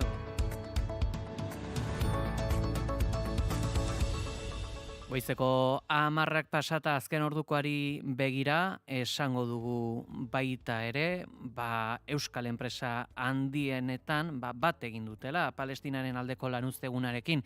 Ikastetxetan greba gailendu da eta 12 erditako mobilizazioak jendetsuak izatea espero da. Asteazkeneko lehenbiziko orduetan behintzat, nabari da, gaurkoa ezoiko eguna dela, Itxaso Leon, egunon. Egunon, Pelle, egunon entzuleok, bai goizonetan oso mugimendu gutxi nabari da Araba, Bizkaia, Gipuzkoa eta Nafarroako ikastetxeetan, toki gehienetan lanuzterako hasiera deiak greba egunari eman dio bide. Goizeko lehen orduan gainera barrikadak ezarri dituzte hainbat tokitan, hala nola Leioako Euskal Herriko Unibertsitatearen kampuseko sarreran. Donostiako erdigunean ere, zazpiterdiak inguruan barrikada egitearekin batera, kepote bat ere jarri dute edukiontzi baten barruan zirkulazioa oztopatzeko, Bulebarren eta Garibai Bai kalearen arteko elkargunean izan da, eta Lakuako segurtasun sailak Gasteizen kaltetutako beste edukiontzi baten berri ere eman du kasu honetan trenbide kalean. Garraio publikoari dagokionez, oraingoz ez da gora berarik izan eta gutxienez Lakuak ezarritako 30% gutxieneko zerbitzuekin funtzionatzen dute goizeko lehen orduetako datuak bildu gabe.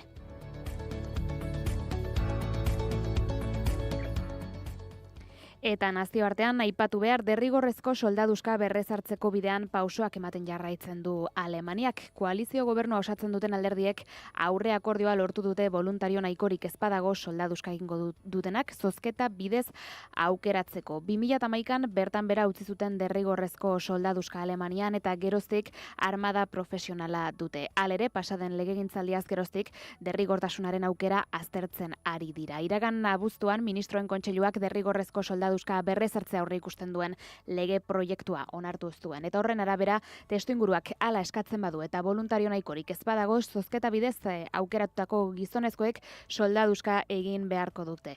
2026tik aurrera, datorren urtetik aurrera, Alemaniako 18 urtetik gorako gizonezko guztiek galdetegi bat bete beharko dute eta Alemaniako koalizio gobernua osatzen duten alderdiek adostutako aurre akordioaren arabera nahikoa voluntario ez badago galdetegia bete duten artean zozketa egingo dute eta tokatzen zaienek derrigorrezko soldaduzka egin beharko dute. Voluntarioak lortzeko asmoz, pizgarri fiskalak eman nahi ditu gobernuak. Forsatxeak egindako azken inkestaren arabera Alemaniako herritarren 62 zerbitzu militarra berrezartzearen alde daude, baina gobernuaren proposamenak eztabaida handia piztu du herrialdean. Danimarkan esaterako behar adina voluntario lortzen ez dituzten kasuetan 18 urteko neskamutilen artean zozketa egiten dute eta egokitzen zaienek 11 hilabeteko zerbitzu militarra egiten dute. Eguraldia eta trafikoa naiz irratian. Informazio praktiko azkar-azkare errepasatuko dugu, errepideak lasai ditugu, baina hori bai esatea baipasa eztarri dutela A15 errepideko 148 eta 150 kilometroen artean, Belabieta tunelean eta tokiko trafikoa bideratzen ari direla Gipuzkoa 21-30 eta Gipuzkoa 21-35-etik. Era berean, murrizketak dituzte, salgai arriskutsuak daramatzaten ibilgailuek 3 metro baino gehiagoko zabalera dutenek, 4 metro terdi baino gehiagoko altuera eta 20 metro terdi baino gehiagoko luzera duten ibilgailuek. Horrekin batera esatea lainotxu esnatu dela gaurkoan Euskal Herria, gainerakoan ematen du eguraldi lasaia izango dugula eta hemen utziko dugu informazioaren eguneratzea, jarraian ere bigarren kafeko lagunei paso eman behar diegulako. Horixe beraz, eskerrik asko Itxaso. Gero arte. Eta esango dugu baitaren Naiz irratian, lanuzteak ere aria baten lehen kolpeari eragin diola, ez dugu 6-etatik 8-taraiko programaziorik izan. Informazioaren ariaren lehenbiziko saioa 8-etan hasi da Palestinari eta lanuztei begira, 10-etan ere, orain bigarren kafea dugu, baina 11-etan amaituko da, eta lanuzteekin bateginez 11-etatik ordubietara, 7-etatik 10-etara, ez da ohiko programaziorik izango eta salbuespenezko albistegi bereziak izango ditugu ordu batetan ala 8-etan. Musikaria gaurkoan ere ordu bete gutxiago iraungo du eta egun osoan zehar Palestinako egoerarekin zerikusi duten zuzena duten eduki bereziak landuko dira etxe honetako saioetan eta esaterako bigarren kafea saioan zer nolako edukiak jorratuko dituzten ere jakin nahi dugu. Inigo Asensio eta Goiuri Ezeiza, egunon. Egunon. Egunon Peli, gaurko saioa murriztuta eta 11-etan izango dugun, lanuzte horri egokituta. Arribitxi taldeko kideak gurean izan bar genituen 11-etatik aurrera, goizago etorrarazi ditugu eta gaur goizeko 9-etatik hemen soinu frogetan aritu gara. Beraz, ohiko sarrera maite dutak eta eurekin egingo dugu ordutxo hau, eta ondoren gara Naiz eta Naiz irratiak bezalaxe, lanuztean murgilduko gara eta tira, saio laburra gaurkoa, eurekin egingo dugu esan da bezala, 11-etan ainoko bideo hori giro musikalean. Guzti horiekin gelditzen gara, eskerrik asko. Eskerrik asko zuri. Eta esan beharrekoak esan da, joateko tenore luzegu, ondo segia, jo! Naiz irratia.